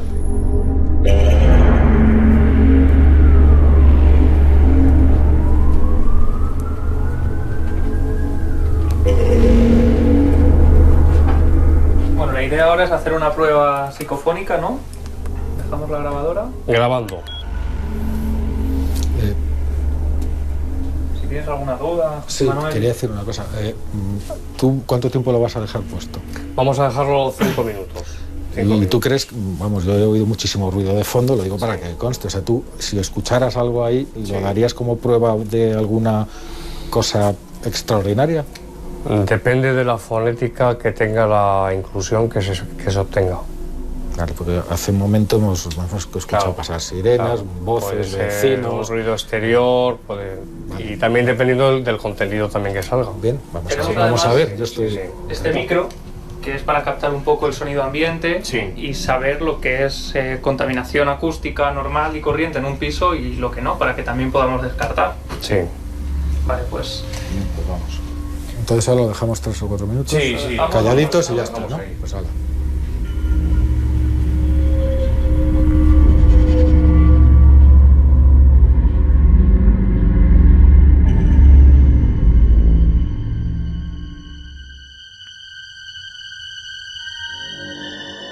Desde luego que es un caso de esos que ocurren, pues muy propio, por ejemplo, para el libro de mi compañero Javier Pérez Campos, En busca de lo imposible, que está siendo todo un éxito y de verdad que nos alegramos muchísimo, Javi, enhorabuena, felicidades. Gracias. Un auténtico bestseller ya con las vivencias de nuestro jovencísimo y querido colega en busca del misterio. Un ejemplo, es habitual verle a él, ¿verdad?, detrás de los enigmas. Es habitual ver a Santiago Vázquez, que lo ha hecho varias veces para este programa, investigando. No es habitual ver a un escéptico, a un sano escéptico, que se pregunta cosas y que busca una explicación racional. Por eso creo que este formato es muy interesante, porque muchas de las personas que ahora nos ven se identificarán con una postura o con otra. ¿Y qué hubiese hecho yo en esa casa o en ese lugar? Creo que es realmente algo de lo que podemos extraer conclusiones y aprender. Continúa nuestra investigación, lo han visto la familia, una familia que, José Manuel, Santiago, ¿qué os está contando? ¿Miente? ¿Es una histeria colectiva en vuestra opinión? ¿Están viviendo fenómenos y la gente que vive fenómenos llega hasta acostumbrarse a los fenómenos? ¿Qué opináis después de haber visto este sondeo, esta entrevista doble que mantenéis? Y hay que decirlo, noche 1. Sí. Noche 1 en la que objetivamente parece que no pasan grandes cosas, ¿no? Sí, yo creo que, en primer lugar, descartar por completo que la familia mienta. Esto yo lo descarto de principio. ¿Tú lo descartas, José Manuel? Yo no pienso que la familia en bloque mienta, pero sí pienso que es posible que alguno de los miembros de la familia, que son muchos, algunos muy jóvenes, hay otros, en fin, que alguno de los miembros quizá haya querido o haya pretendido gastar una broma al resto. Una broma muy pesada, ¿no? Bueno, ha ocurrido en algunos casos. Quiero decir, ha ocurrido. Las cosas, los objetos, no vuelan solos por las casas, necesitan una causa.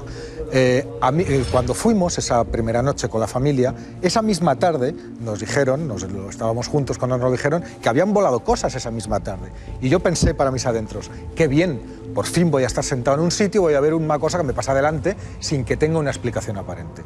Aún así, si me llega a suceder eso, hubiera intentado buscar una explicación aparente. ¿Cuál es, por ejemplo? Esa casa está muy cerca, a menos de 1 kilómetro, de un aeropuerto militar. Quiero decir, José puede Manuel, haber... Ahora podrás decir todo lo que la quieras. desaparición de objetos, ¿cómo la explicamos? Es que, lo siento mucho, Santiago, pero una cosa cuya única prueba, entre comillas, es un testimonio, yo se lo expliqué al padre y me entendió perfectamente. Digo, yo no pongo en duda lo que me estás diciendo. Lo que pongo en duda es la interpretación sobre lo que tú has visto o lo que crees haber visto. Es decir, yo le puedo poner delante... Yo le puedo poner delante de cosas, que la mayoría de las personas diría, esto es magia, esto es sobrenatural, y luego diría, no, mira, no es magia, es que ha sido esto, más esto, y esto se convence eso. Vamos a ver. Si quitamos los testimonios en las investigaciones, en este caso de lo quitarlos paranormal... no, pero no son, para mí no son suficientes. Nos quedamos sin historia de la parapsicología. Eso es el problema. Entonces, cuando hay una familia, como es esta, numerosa, los testimonios, tú estabas allí, igual que yo, igual que Javier, los testimonios son abundantes, numerosos, de diferente tipo. En un momento determinado, el primer día, si os acordáis, la primera noche, había en el salón cierto nerviosismo, lo vuelvo a decir, entre ellos. Hombre, estaban deseando que pasara algo para que nosotros lo viéramos. Pero al contarlo, fíjate tú que no pasó absolutamente esto es muy importante para el investigador. A la hora de escuchar un testimonio, también hay que observar lo que desprende emocionalmente. Es decir, la carga emocional con que está contándolo. Y mi impresión personal, y llevo unos cuantos años en esto, es que esa familia, lo que estaba contando el padre, los hijos, la novia de uno de los hijos que también estaba allí, lo que estaban contando era absolutamente real y que lo habían vivido muchísimas veces, que quizás se han acostumbrado a los fenómenos. Claro, después de 3 años y Santiago, medio, que tenemos un ocurriéndoles todos los días, pues es tenemos normal un concepto completamente distinto de lo que significa una investigación. Es decir, para mí, precisamente eso, a lo que tú le das tantísimo valor, no tiene ningún valor al testigo, al testimonio. Pero vamos a ver. Testimonio. Cuando se trata de comprobar, de hacer una comprobación, una investigación sobre un supuesto fenómeno paranormal, que en este caso consistía en el continuo lanzamiento de objetos y desaparición de objetos. Bien, llámalo, vale, perfecto, proyección de objetos. Entonces, a mí no me hace falta, a mí no me vale que una familia más o menos agitada me diga que le ha pasado eso 1.000.000 de veces, porque no hay ningún elemento objetivo sobre el cual yo me puedo basar para decir que eso es cierto. Pero ¿eso a qué te lleva? Eso me lleva, a evidentemente... que es falso? No, eso, perdona, no me lleva... Te pregunto. A ver, no me lleva necesariamente a eso, aunque esa podría ser una de las explicaciones. Vamos a ver, puestos que no se me ha demostrado que esos objetos puedan volar solos, y no ha sucedido delante de mí tal y como yo hubiera esperado, las explicaciones lógicas posibles son: una, todos mienten, me parece improbable, porque es una familia y efectivamente ahí había mucho testimonio y mucho tal. Dos, alguno de los miembros aisladamente miente. Podría ser, o sea, no pongo a tener tus propias sospechas estando allí? No. Sinceramente no. Yo se lo llegué a decir, lo llegué a plantear en voz alta. Y llegué a decir, ¿no será que uno de los chicos está haciéndoos una broma? O a lo mejor, ¿sabes? ¿Por qué no? Pero es una explicación plausible, igual de plausible de que hay un espíritu ahí que está lanzando las cosas. Una cosa más. Sí que es cierto, y bueno, tercera explicación, que efectivamente en alguna ocasión ha sucedido algo por un motivo natural no explicado todavía, y que después eso ha sido tomado para como continuar por otro miembro de la familia que ha dicho, bueno, vamos a seguir con este rollo. La pared llena de moscas. Eso es impresionante, sea broma o no. Es un dato muy significativo. Vale, pero claro, sería una broma llevada, una broma llevada al extremo. Perdón. En todo caso. Lo que es cierto, y eso sí que es verdad, en la familia había un sentimiento como de decepción cuando nos marchábamos, porque ellos esperaban que ocurriera algo. Eso sí que es cierto, que la familia estaba muy decepcionada. Claro. Y otra cosa... Porque se podía haber pensado en la provocación. Claro, ellos pensaban de vosotros, ¿no? Sería lo esperable, ¿no? De hecho, que en una broma. Es más, nos llegaban a decir, no, si cuanta más gente hay y cuanto menos se lo crea la gente, más rápido pasa. Claro, el hecho de que José Manuel estuviera allí... este caso, ¿no, Javi? Claro, porque era una persona escéptica que cumplía un poco el patrón de provocamiento al fenómeno, ¿no? O hay algo que está ocurriendo. Todo es posible en un caso de misterio, eso desde luego, y lo estamos analizando así para ustedes y cada uno tome libremente su decisión. Segunda noche que aprovechamos, porque en la primera han visto que no ocurre nada delante de ellos, y tenemos la oportunidad, Javi, que también es curioso, ¿no? Nos dan la llave, te dan la llave, Javi, diciendo, oye, id a solas. Es decir, hay que... Y yo lo agradezco a esta familia. Yo no sé qué es, pero lo agradezco. Porque nos dan la llave de su hogar, porque están angustiados con lo que ocurre aparentemente. Y de hecho esto surge esa primera noche cuando estamos a punto de marcharnos. La decepción es tal que ellos dicen, bueno, si queréis yo os dejo las llaves de mi casa, vosotros venís cuando no haya absolutamente nadie, que podáis hacer vuestras propias pruebas, todo con más, en mayor silencio y con mayor tranquilidad. Y es una de las causas, y eso también dice mucho en favor de la familia al menos, que quieran dejarnos probar en su casa. Javier, si es que es probable que toda la familia o una parte de la familia, entre los cuales seguro que está el padre, el cabeza de familia, están convencidos, absolutamente convencidos. Totalmente, pero eso yo lo creo al 100%. A mí no me dice nada, no me sirve como prueba. Con estos antecedentes y la primera noche fallida a nivel de fenómenos, José Manuel y Santiago, acompañados por Javier, pero ellos también individualmente y en soledad, hacen la experiencia de aislamiento. Simplemente nuestra idea era la siguiente: tenemos la oportunidad de una casa en absoluta quietud y calma, que no es lo normal. Incluso saquemos a la familia de ese entorno, no nos vamos a engañar a nosotros mismos. Claro. Y en soledad vamos a observar qué pasa. Y esto es lo que pasó. Y algunas imágenes que vamos a tener de inmediato que analizar con todo detalle.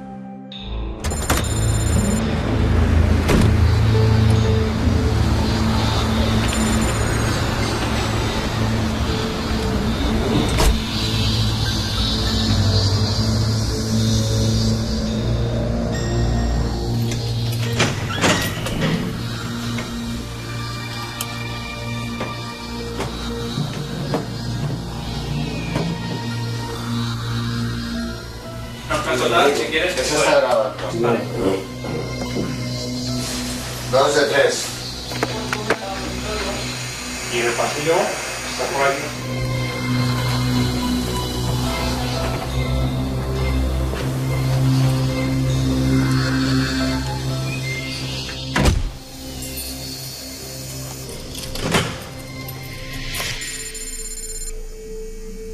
¿Me has escuchado? Sí, perfectamente. Le agradezco a la furgoneta hago una última prueba para ver si se escucha esto bien. Vale, de acuerdo.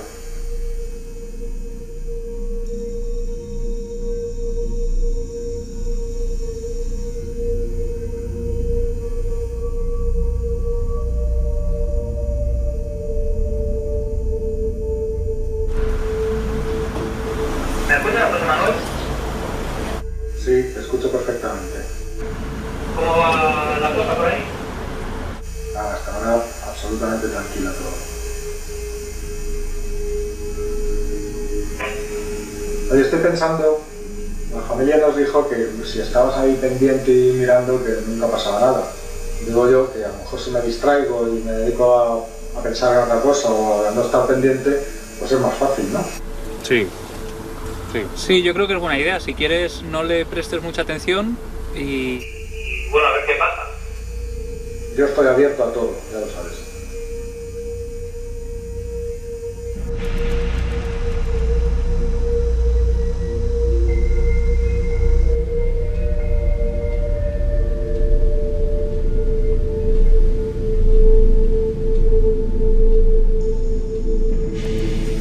Aquí no pasa absolutamente nada, está todo tranquilo, no hay ni un solo ruido, solamente el calentador que se pone y se quita. No hay ni sensaciones ni nada extraño, de verdad.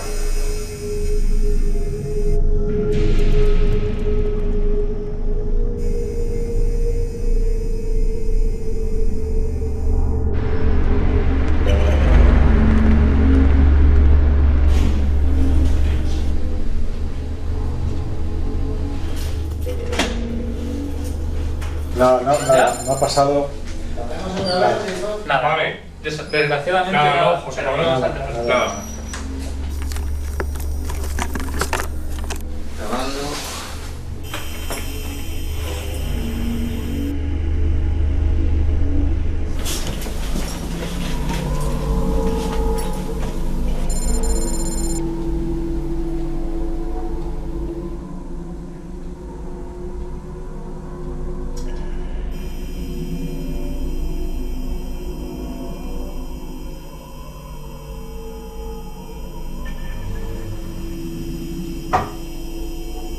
Ha habido un golpe. Ahora no escucha la puerta, pero el golpe ha sido dentro de la cocina. Ha habido un golpe.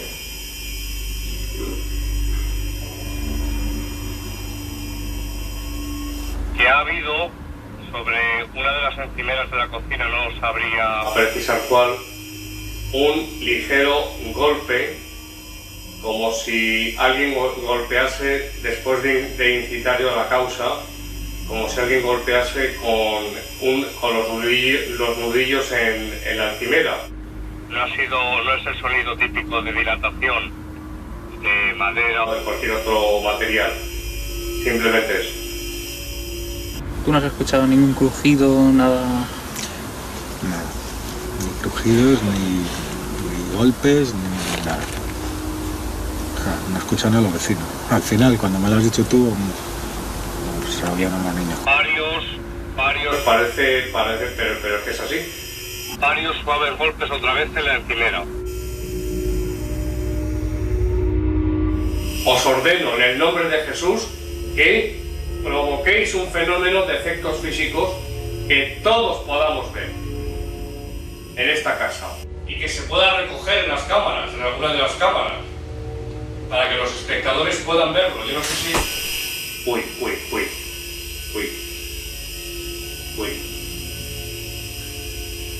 Golpe, Javi.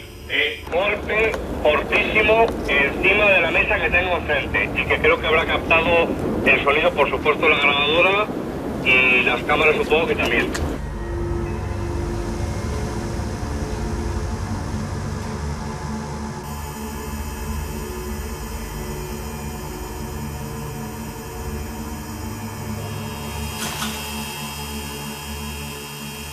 Golpes en la televisión.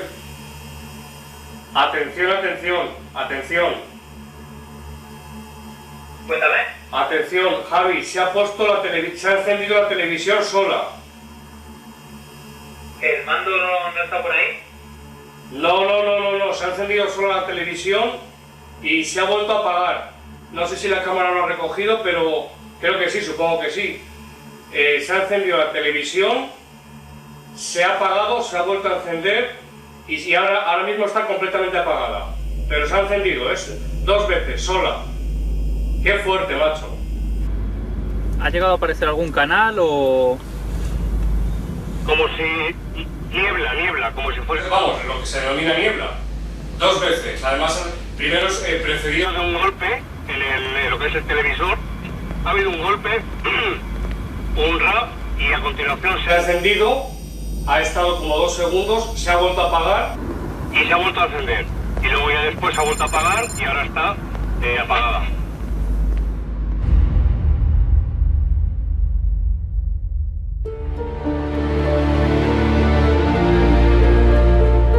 Segunda noche de investigación en el caso de Torrejón. Evidentemente hay un momento, una serie de segundos que se nos han quedado a todos, ¿no?, en la retina, y que queremos saber qué ocurría de verdad, qué ocurría en el sentido de cómo lo vivió Santiago Vázquez. Vamos a verlo, compañeros, si os parece, es el momento de más intensidad.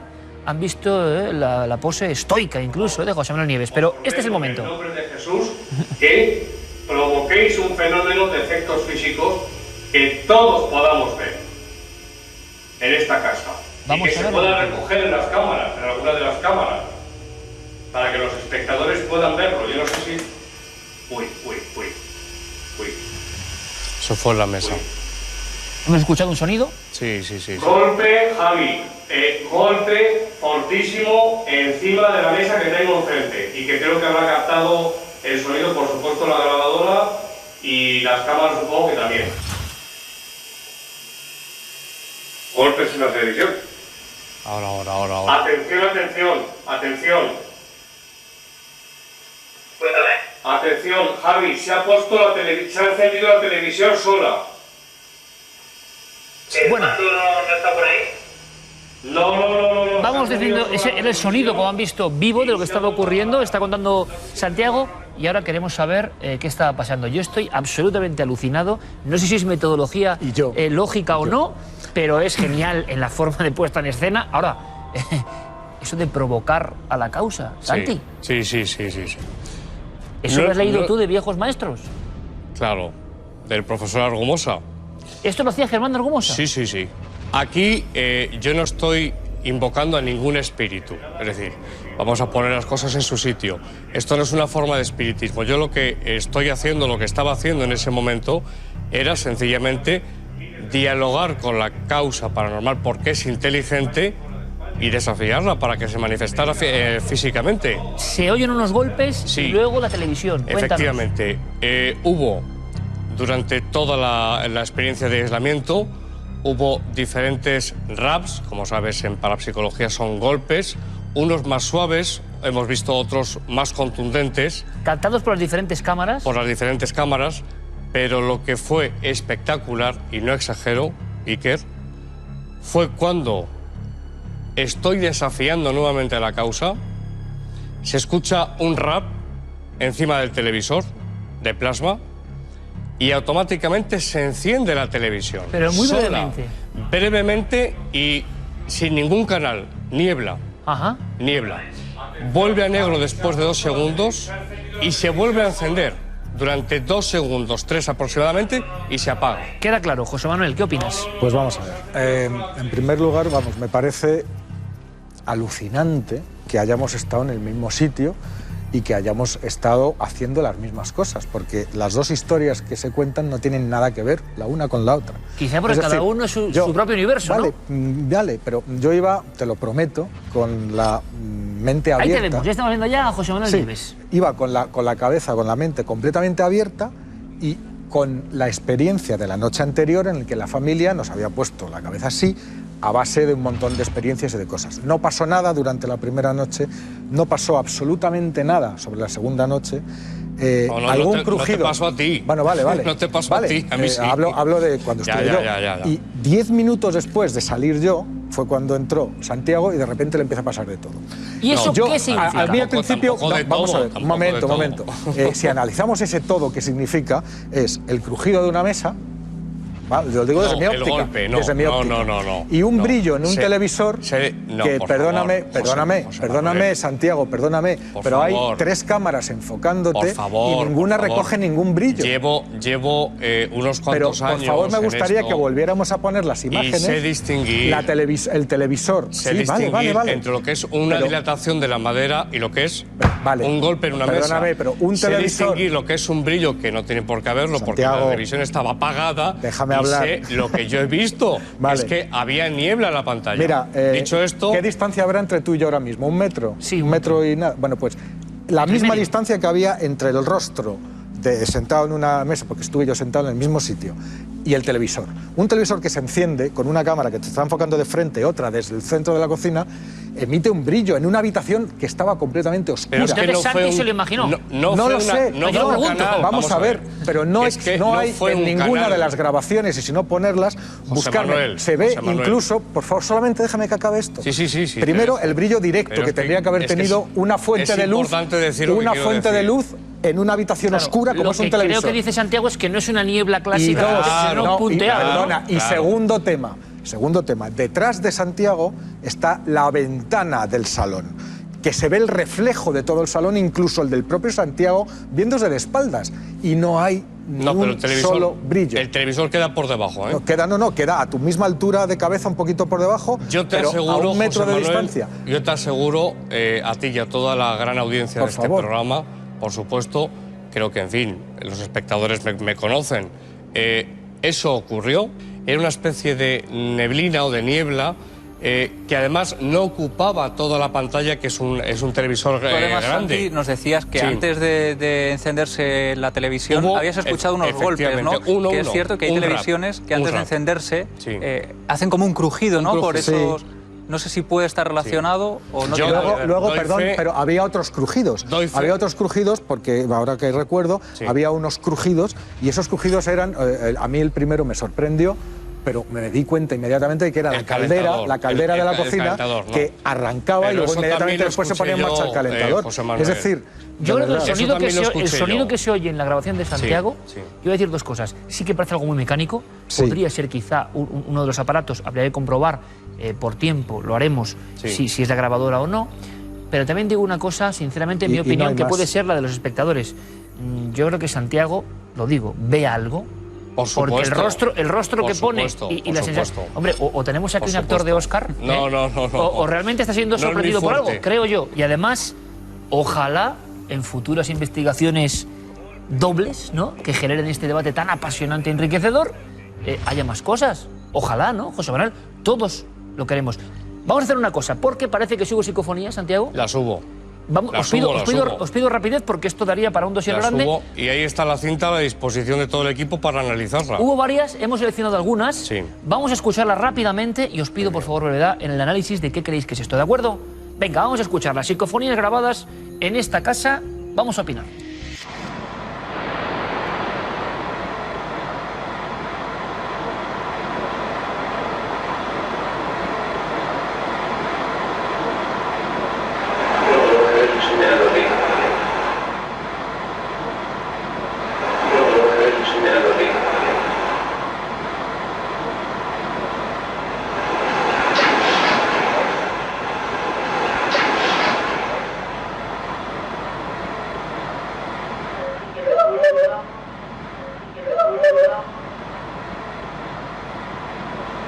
Muy bien, solo algunas, estamos aquí comentando esto en vivo para que ustedes lo vean. El silencio sepulcral de José Manuel Nieves. Yo es que soy muy emotivo, ¿eh? Yo intento ser neutral, pero claro, yo comento lo que escucho, que puede tener origen natural, ojo. Y Santi, pues también comentando. Y Javi, que es muy educado, también en silencio.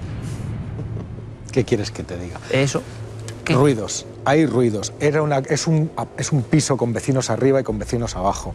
Las condiciones de la grabación es una simple grabadora con cinta cuyo arrastre puede ser el yuju, ¿vale? Porque todos hemos oído esos ruidos, esos pitidos que puede hacerte la grabadora, y si no te lo vamos en cualquier momento, donde dice Sí, cualquier otra cosa. Es decir, yo creo que no son voces. Y si son voces, podría ser en el silencio de ese apartamento. Yo, en el rato que estuve, los únicos ruidos que realmente escuché fueron los del piso de arriba, que había niños. Había niños correteando por ahí, o sea, había tocotocotó y niños y no sé qué. No había niños. Pues había personas, no lo sé, o mujeres. Quiero decir, no puedo tomar esto en serio. Primero, porque no se entiende, sino que quieres entenderlo.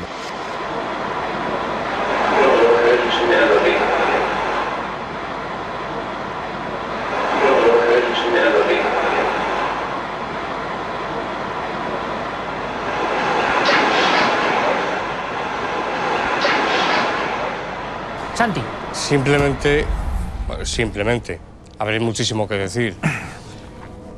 Así como pienso firmemente que José Manuel Nieves es un gran periodista y sabe de ciencia muchísimo, tengo que decirle que de parafonías no tiene absolutamente ni idea. Igual va aprendiendo con el tiempo, pero Sí. entonces, ¿qué le diríamos? Es decir, yo tampoco sé cuando- mucho de parafonías, ¿eh? cuando- ¿Qué es lo que hemos escuchado? Cuando yo cojo esas cintas, empiezo con programas de sonido.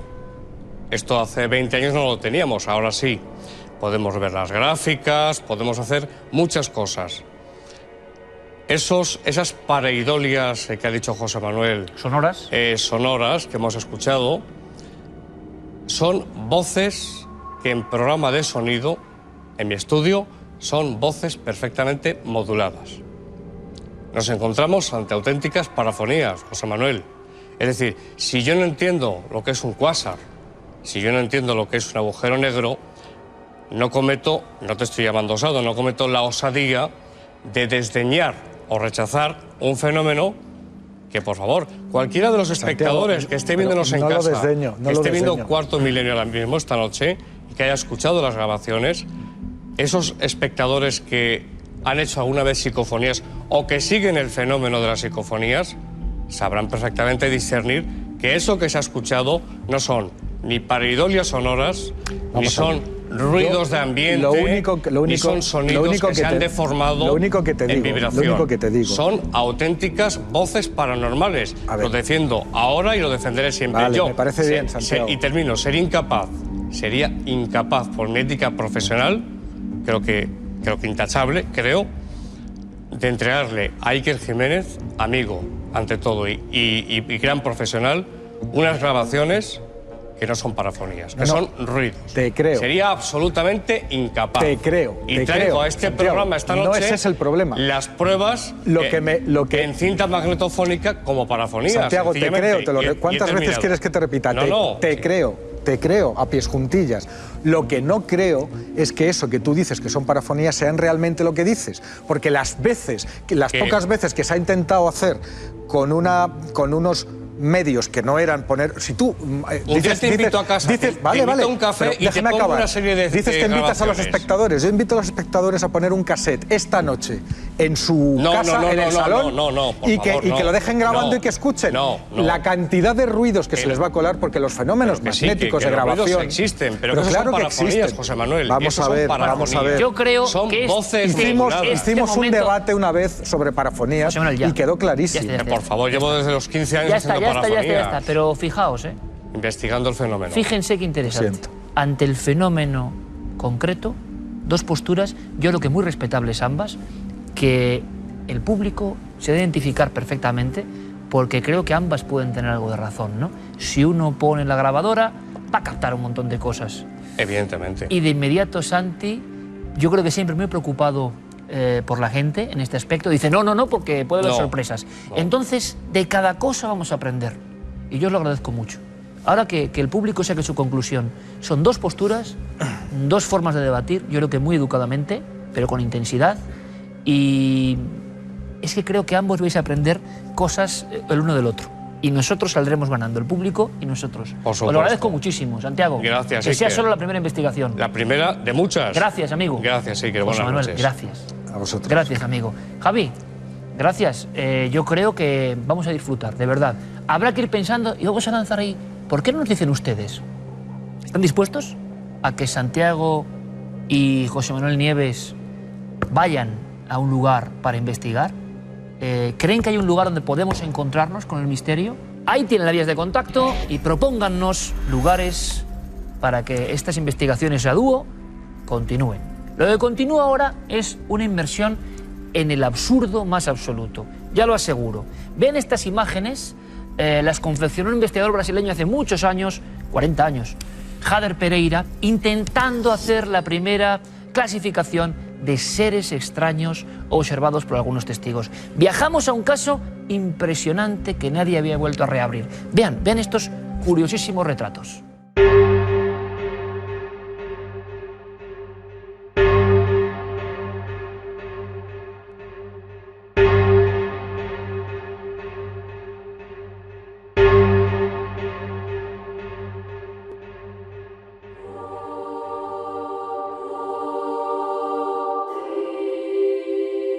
Y ahora, si me lo permiten, vamos a zambullirnos en la mítica. Para eso hay que revisitar a los viejos clásicos, la pizarra con láminas de papel y la varita de madera, ¿de acuerdo? Stendek, una revista absolutamente prodigiosa, años 70, vean la fecha, septiembre del 71, que nos habla de la investigación de Jader Pereira, que intentó reflejar, intentó compilar las visiones en todo el mundo, hacer una especie de esquema, organigrama, en torno a los ovnis. Los ocupantes de los ovnis, aquí el ser de Villa Carlos Paz, Argentina, aquí el de Lagoa Santos, Brasil. En el fondo se dio cuenta este investigador ya hace 40 años de que nuestros miedos, nuestras esperanzas, los ángeles y los demonios iban apareciendo junto a ese nuevo fenómeno que era el de los supuestos platillos volantes. Bueno, había de todo tipo, como están viendo, el del investigador Johannis en el año 47, rostros que ahora, como digo, pueden parecer ingenuos, ¿verdad? A mí de niño, cuando los vi, quizás ese fue el error, me aterrorizaban, pero me hacían pensar en un mundo donde la ficción, la fantasía y, ¿por qué no?, la verdad se entremezclaban. Seres gigantescos de 3 metros, como los observados en España, en Cantabria, por ejemplo, y que hemos contado aquí investigando sobre el lugar de los hechos. Pero fíjense, una de las representaciones gráficas que más me impresionaron, que más me calaron, espero que a ustedes les ocurra lo mismo, no tenía que ver con el archivo de Jader Pereira, que fue el primero que de alguna forma dibujó, ¿no?, la catalogación de extraterrestres.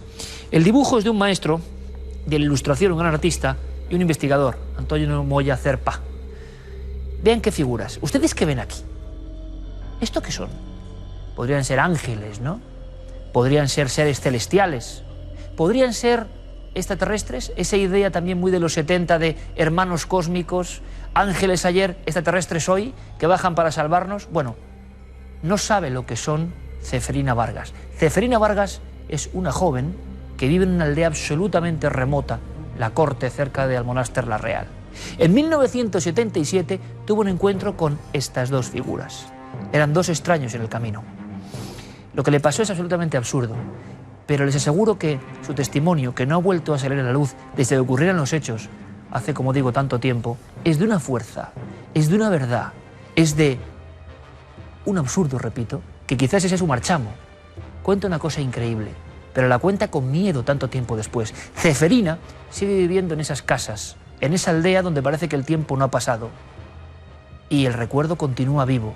Hemos acudido, gracias a nuestro compañero Pablo Villarrubia, con ella al lugar donde todo pasó. En pleno día, estos seres en el camino y ella que empiece a vivir un sueño o una verdad. ¿Quieren conocer esta historia? Es una tipología muy concreta de encuentros con lo extraordinario. Es el caso de Ceferina Vargas.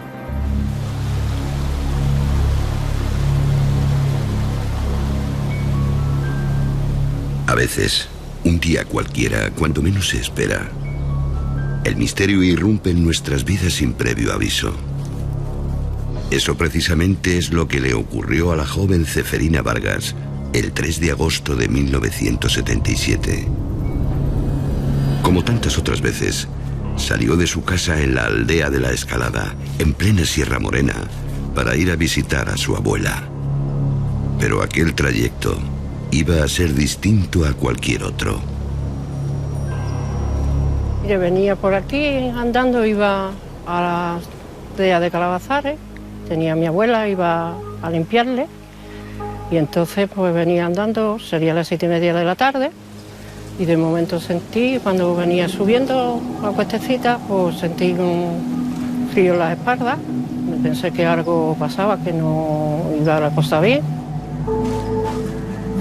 Luego después ya anduve un trocito y giré la cabeza y vi un resplandor. Creí que era un cristal, pero no era. Me molestó bastante la vista y entonces ya seguí un ratito, quería andar más deprisa, pero era al contrario, andaba más despacio. Cuando yo iba subiendo la cuestecita arriba ya me notaba yo así como un frío así por las espaldas, pero seguí adelante. Yo me pensaba que podía ser algo que trajera la ribera debido a la lluvia o algo. Parecía simplemente el reflejo de un cristal porque se estaba poniendo el sol, pero ya veía que no era el cristal, que era otra cosa distinta, porque me afectó la vista, me molestaba la vista. Ceferina, asustada, continuó su marcha pese a sentir que sus piernas apenas le respondían atenazadas por el miedo. Un poco más adelante, un intenso destello a la vera del camino le obligó a cubrirse el rostro. Cuando pudo volver a mirar, descubrió, apenas a unos metros de distancia, la presencia de dos seres que no parecían de este mundo. Uno era normal y otro era bastante alto, llevaba las dos túnicas, llevaban distintas túnicas, y luego después uno llevaba el pelo bastante largo, y luego después el color de la piel blanca, pero muy blanca. En ese momento sentí, ya me quedé, que ya estaba, me senté y ya me quedé. Yo sé que ellos hablaban entre sí, pero lo que ellos hablaban no puedo saber lo que era. Ellos estaban como flotando, porque no se les veían ni las manos ni los pies.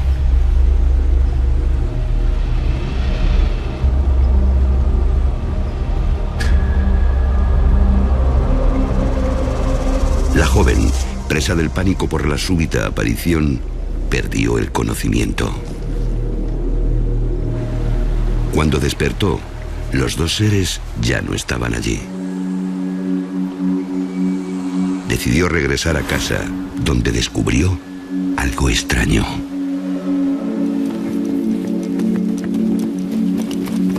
Entonces recogí las cosas y salí corriendo derecho a mi casa, y entonces ya mi madre, cuando me vio, pues ya sabía que algo me había pasado porque iba pálida.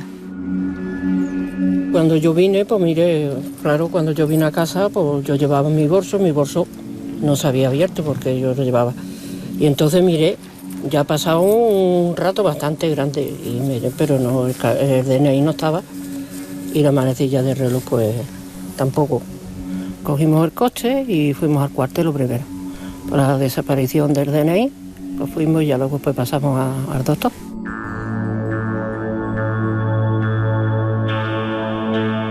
Tras su encuentro con lo insólito, Ceferina sufrió durante varios días molestias en la vista y otros extraños síntomas que nunca antes había padecido.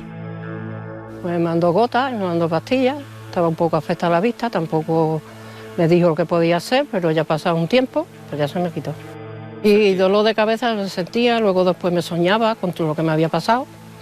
También durante la noche varias veces no podía dormir bien, y eso tuve un tiempo también.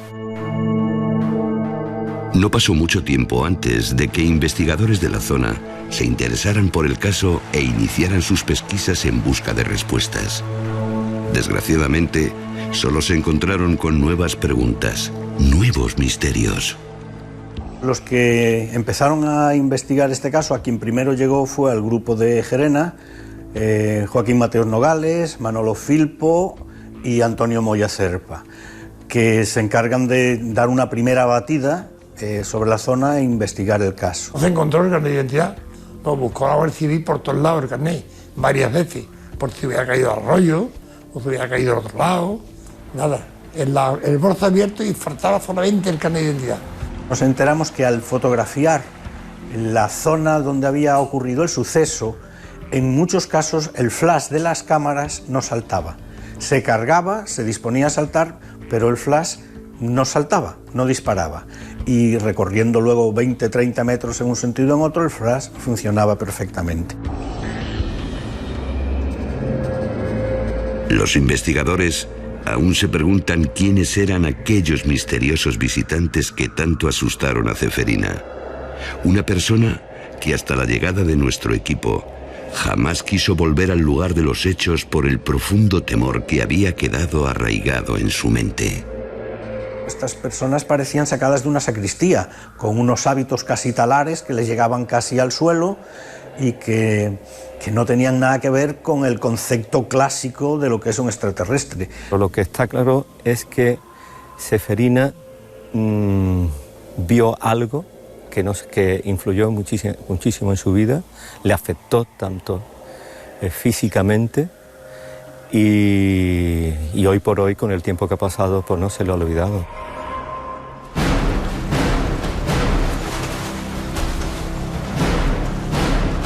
La única que sabe a ciencia cierta qué es lo que sucedió aquella tarde es Ceferina, quien a micrófono cerrado nos confesó que aquellos extraños seres aún se le aparecen en sueños sin que pueda deshacerse de ellos, como si siguieran vigilándola desde el interior de su propia mente.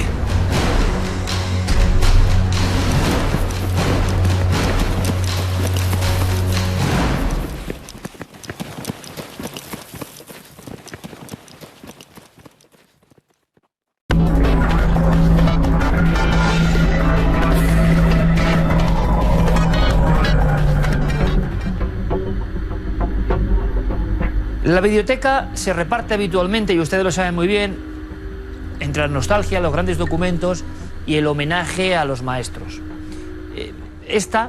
La de esta semana, tiene los tres elementos, pero sobre todo, valga la redundancia, al maestro de maestros. Por vez primera, en nuestro recuerdo audiovisual aparece Félix Rodríguez de la Fuente. Ya saben que un auténtico icono, para quien esto les dice en estos momentos, y una figura que además crece con el tiempo.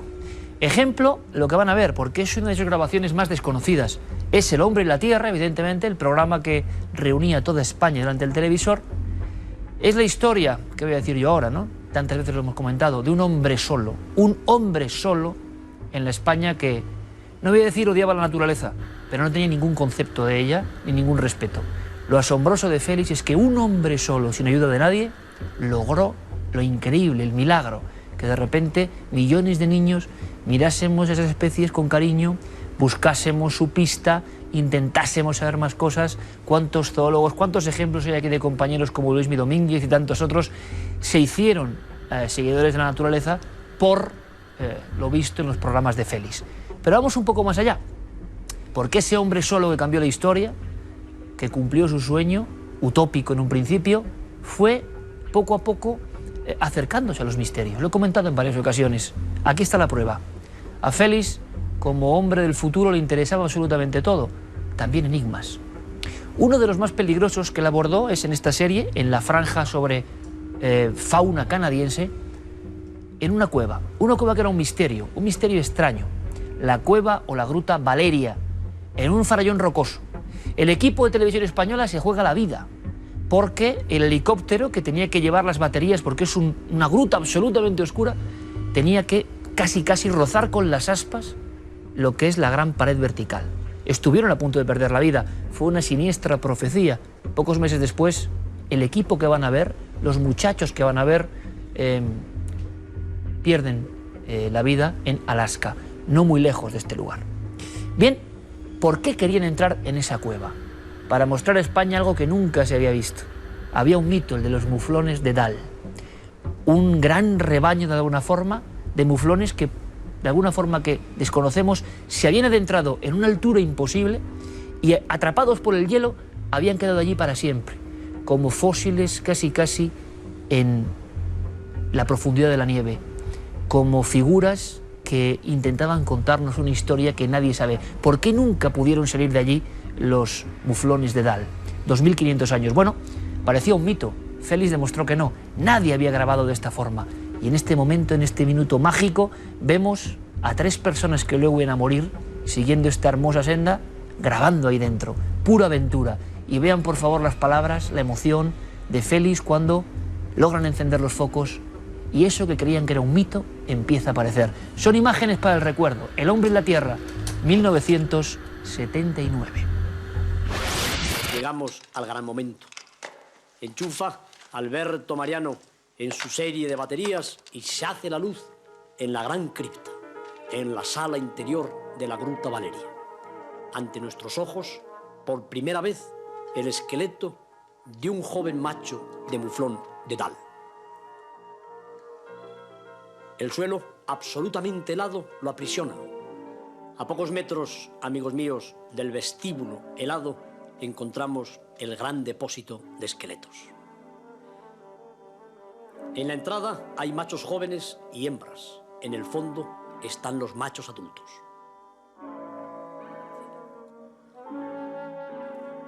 Este gran macho con la curva del cuerno casi completa. Este otro más joven. Aquí, una hembra no lejos de un pequeño.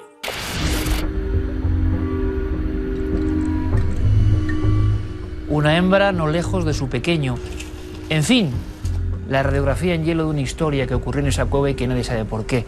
Uno de los enigmas de la naturaleza que habían perseguido muchos de las grandes figuras, de los grandes biólogos, y no habían llegado a esa cueva. Había que jugarse el tipo, había que jugarse la vida. Hay quien dice, y esto sería para otra historia, que el equipo del hombre en la Tierra estaba ya jugando una partida con la muerte, que cada vez las cuestiones eran más arriesgadas, que Félix quería ir siempre un poco más allá. Desde luego que estos minutos, que son varios, no muchos, merecen la pena. No podían imaginar, lo han visto, Alberto Mariano Huéscar, tan joven, o Teodoro Roa, que poco tiempo después, en Chateau Lake, Alaska, ese sueño llamado El hombre y la Tierra iba a terminar de forma absolutamente abrupta y absolutamente misteriosa. Nuestro homenaje al maestro de maestros, Félix Rodríguez de la Fuente. Qué impresión, cómo se queda uno y cómo incluso el plató ha quedado embrujado por las palabras, de alguna forma, del gran chamán, de la persona que lo puede volver a hacer ahora, como habrá ocurrido, y lo hacía en los años 70. España entera se paralizaba. Esa anécdota que yo nunca voy a olvidar. Uno entraba a un bar a la hora del hombre y la Tierra y hasta el camarero le miraba mal. Toda la barra, él mismo, estaba fijo en la pantalla que contaba las cosas del mundo que nadie contaba. Félix será protagonista en más ocasiones, seguro, porque se aproximó a misterios increíbles. Les contaremos un día la historia del Cerro Autana, el Cerro Maldito, por ejemplo. ¿Les parece? En fin, qué maravilla, qué increíble. A ver si aprendemos algo. Vamos ahora con Gabinete de Expertos. Vamos ahora con una inmersión de un solo caso. Van a entender por qué.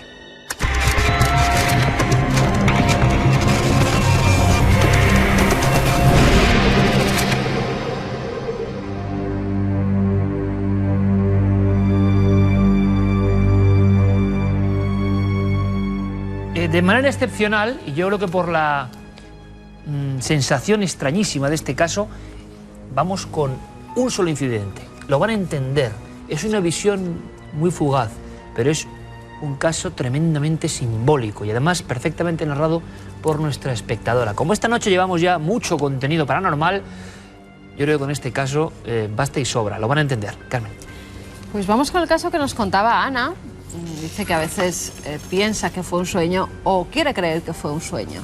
¿Por qué? Porque la dejó muy tocada. Incluso dice que ha tenido pesadillas durante años. Te cuento.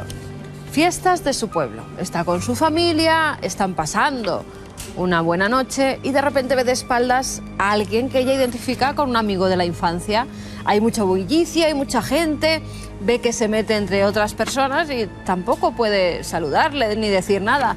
Pero sí que la viene un pensamiento y es que ella asegura que se queda durante varios segundos mirando porque piensa, tienes que verle porque tal vez es la última vez que esté delante de ti. Inmediatamente dice, bueno, qué tontería, si yo mañana sigo aquí, si voy a estar unos días en el pueblo, con lo cual puedo verlo, no pasa absolutamente nada. Ya se van a su casa, dice que es un día de verano, con lo cual hacía mucho calor en su domicilio, decide dormir en el salón, en uno de los sofás, porque hacía más fresquito, había una ventana al lado y entonces estaba más fresca. Ella asegura que entre ese duermevela que a veces estamos, ve dos siluetas blanquecinas que se acercan por el pasillo. Esas siluetas, una de ellas se agacha como queriendo tocarla o decir algo y ella lo identifica con su amigo de la infancia, pero la otra figura le dice, no, que la vas a despertar. Incluso oye esas palabras. Sigue durmiendo y a los 2 días ya no piensa en nada de esto. Ha sido un sueño, he tenido una imagen onírica. Cuando de repente a los 2 días oye a sus familiares que le dicen, oye, tenemos que ir al entierro de fulanito. Fulanito, su amigo de la infancia. Nos lo temíamos, ¿no? Estábamos casi imaginándolo y presintiéndolo todos, la audiencia también. Como es muy normal, pues se quedó bastante tocada. Incluso nos decía, tenía que haberle dicho algo.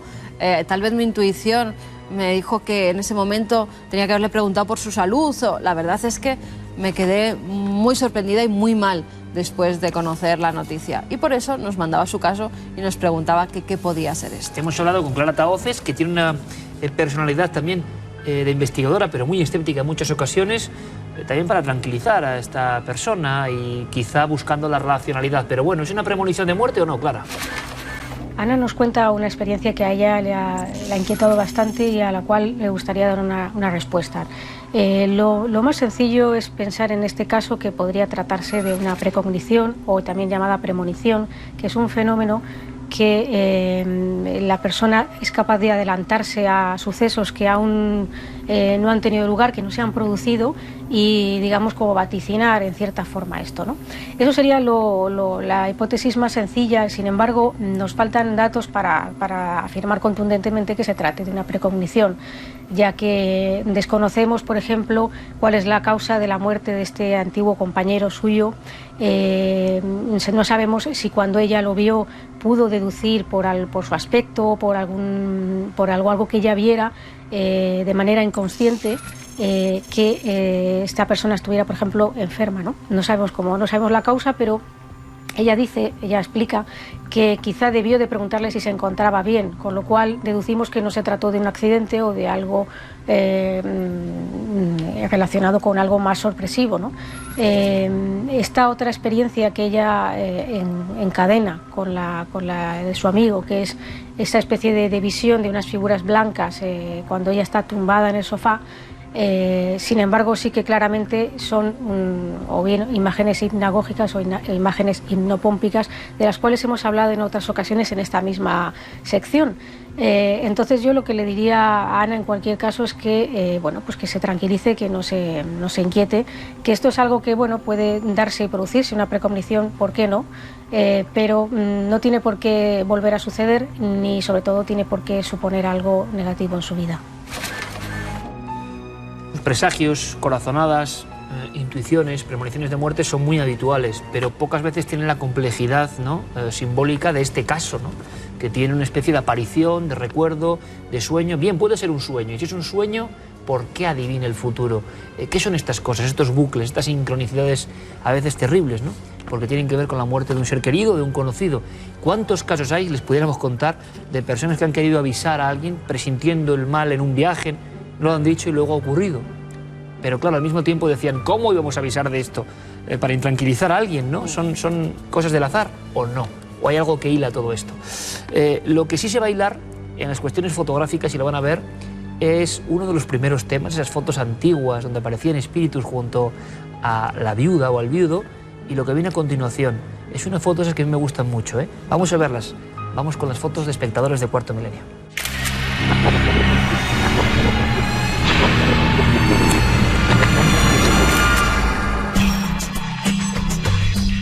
Comenzamos esta noche las fotografías de los espectadores con una imagen antigua. Nos la enviaba Noemi Frías desde Valladolid, dice que son sus bisabuelos maternos el día de su boda. Y que aparecía algo extraño en esta fotografía, algo que, si han seguido con tanta atención como yo el debate que ha habido sobre Lincoln, comprobarán que es algo muy parecido a lo que aparecía en una de sus fotografías, donde presuntamente se aparecía Lincoln como ya un espíritu. Pues miren, una cara. Ahí está, los ojos, la nariz, la boca, parece incluso un poco esquelética, ¿verdad? ¿Qué puede ser? Bueno, Guillermo nos dice que una pareidolia, que muchas veces en estos paisajes que ponían detrás, pues las nubes han asemejado un rostro, pero que en este caso no tendría mayor misterio. Y vamos con la fotografía de Nerea y Alberto. Nos comentaban que el año pasado, cuando fue el Día de Difuntos, pues al día siguiente, el 2 de noviembre, estuvieron visitando una aldea que se llama Verdes, porque es espectacular su paisaje, y que además allí el día anterior se habían hecho, pues en este río que vemos, hay también como unas cascadas, ofrendas a los muertos, que decidieron tomar algunas fotografías, y en una de ellas, miren lo que sale. ¿A ustedes qué les parece? Ellos lo identifican con una especie de enlutada o de monja, que está pegada casi a la cruz. ¿Qué podía ser? Si ustedes viven cerca o han estado en esa localidad y han visitado este lugar, a lo mejor es que allí se encuentra una estatua. Además, nos comentaban nuestros amigos que es una zona que, aunque es muy bonita, ha habido muchos accidentes por lo escarpado del lugar, por las corrientes que hay, y nos enviaba la fotografía para que les diéramos alguna solución. Guillermo nos dice que pueden ser varias cosas, o un elemento que verdaderamente esté al lado de la cruz, que sea un ornamento, ¿O que podía ser un tronco, por ejemplo, que bajara con esas corrientes? Bueno, pues no lo sabemos. Pedimos su ayuda, como siempre. 2 vías de contacto donde nos pueden enviar además todas las fotografías que desean que analicemos. A través del correo electrónico cuartomilenio@cuatro.com y nuestro apartado de correos 18.189 con el código postal de Madrid 28080.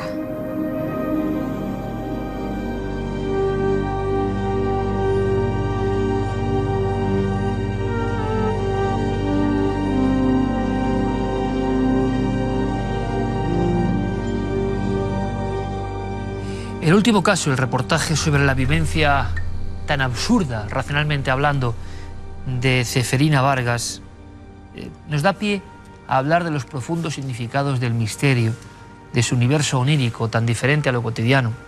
Un solo caso en ocasiones y un caso, repito, tan característico como este, puede hacernos aprender algunas cosas. No puede quedarse uno solo en la casuística. Con los ojos fríos del materialismo de hoy, solo podemos catalogar lo que le ha pasado a Ceferina como una alucinación, ¿no? Un cúmulo de visiones, de ensoñaciones. Catalogarlo y apartarlo, por supuesto, y darle de inmediato una explicación. Sinceramente, yo creo que las explicaciones no son tan sencillas ni tan cercanas. Sobre todo cuando uno indaga en el propio mundo de lo llamado alucinatorio y se da cuenta de que lo que para muchos es eso, fantasmagorías que se crean porque sí, o porque uno está sometido a ciertas sustancias o está en procesos de locura, yo pienso, sinceramente, que es algo mucho más complicado, mucho más complejo. ¿Por qué? Porque esas visiones que se ven en estados alterados de conciencia están en algún sitio. Se podrán catalogar y podrán decir lo que sea, pero están en algún lugar, representan algo para la persona. Es más, llegan a cambiar su vida de forma radical. Grandes artistas, personas muy sensibles, han generado y ejecutado las grandes obras muchas veces por una de estas visiones. Decisiones que cambiaron el rumbo del planeta fueron tomadas en ocasiones por una de estas visiones. Relegar todo eso a un concepto de alucinaciones como si fuera basura de otro nivel no tiene ningún sentido. Lo que pocos hacen es indagar en la alucinación, saber por qué se produce exactamente, saber por qué producen ese miedo, por qué la persona que las vive, que las tiene delante, no es capaz de diferenciarlas del entorno. Es muy sencillo, por ejemplo, hablar de un delirium tremens, imaginar a Edgar Allan Poe y decir, claro, como bebía mucho, veía eso. No es tan sencillo, eso estaba. Su cerebro lo estaba generando, o su cerebro también de alguna manera, o su yo estaba conectando con dimensiones que son absolutamente incomprensibles para nosotros. Verán, en el caso de Ceferina, una persona absolutamente normal, de un pueblo que sigue estando, una aldea, la corte, absolutamente aislada como en aquel tiempo en las sierras de Huelva, en pleno día, es tan potente que, en mi opinión personal lo digo, tiene todo el marchamo de la realidad. Nadie se inventa eso.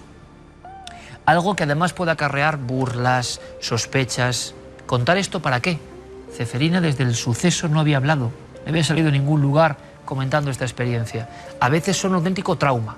Pero verán, hay algunos elementos que a mí me interesan, simplemente a vuela pluma.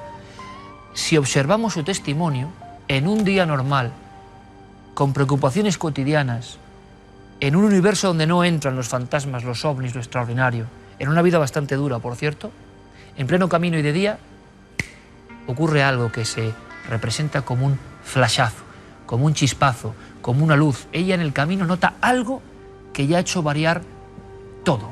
Y lo que viene a continuación va a ser como un episodio que sí se parece bastante a lo onírico, a los sueños, creo yo. Pero es un sueño vívido, es un sueño que también tiene mucho de real. Esos dos individuos. La sensación, ella lo ha dicho, de que alguien lo observa, o un miedo, pero un miedo que no se parece a ningún otro miedo. Bien, si cogemos estos testimonios, incluida la apariencia de esos seres, y nos vamos a diferentes momentos de la historia, desde que hay crónica escrita, nos vamos a encontrar con cientos, si no miles, de casos idénticos. Da igual el lugar del planeta, da igual la cultura, da igual la preparación del testigo.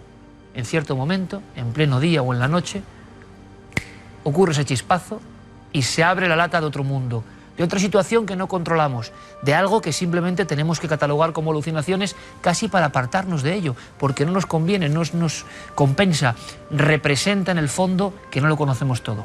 Estas figuras yo no sé lo que son. Sé que son importantes para Ceferina y para tantas personas en el mundo que se han encontrado con ellas. Nosotros, humildemente, podemos hipotetizar sobre dónde vienen, qué significan, por qué están ahí, por qué a esa persona, por qué aunque vayamos miles de veces a nosotros no nos va a pasar nada y sobre todo por qué, de alguna forma, determinan la vida.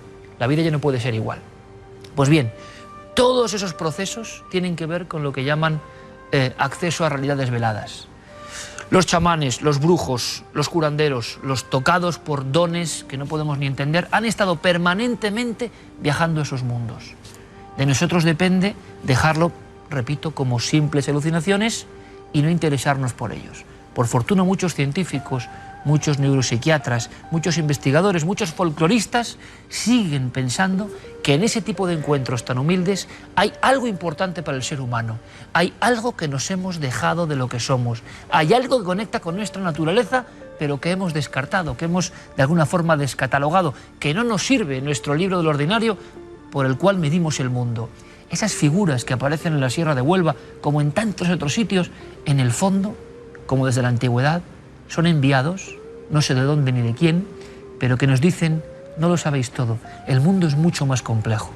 No tiene por qué ser todo tan malo, porque algún día recordaremos cómo grandes pintores, grandes literatos, grandes músicos han creado las grandes obras después de algún tipo de encuentro con esta realidad no ordinaria. Por lo tanto, hay una enseñanza enorme. Lo fácil, no solo descartar, sino reírse de testimonios que nos parecen absurdos, pero amigos, cuando uno sigue investigando, solo sabe una cosa, que la realidad profunda, la que importa, la que cambia la vida, sigue siendo a nuestros ojos extraordinariamente absurda. Hasta dentro de 7 días, amigos.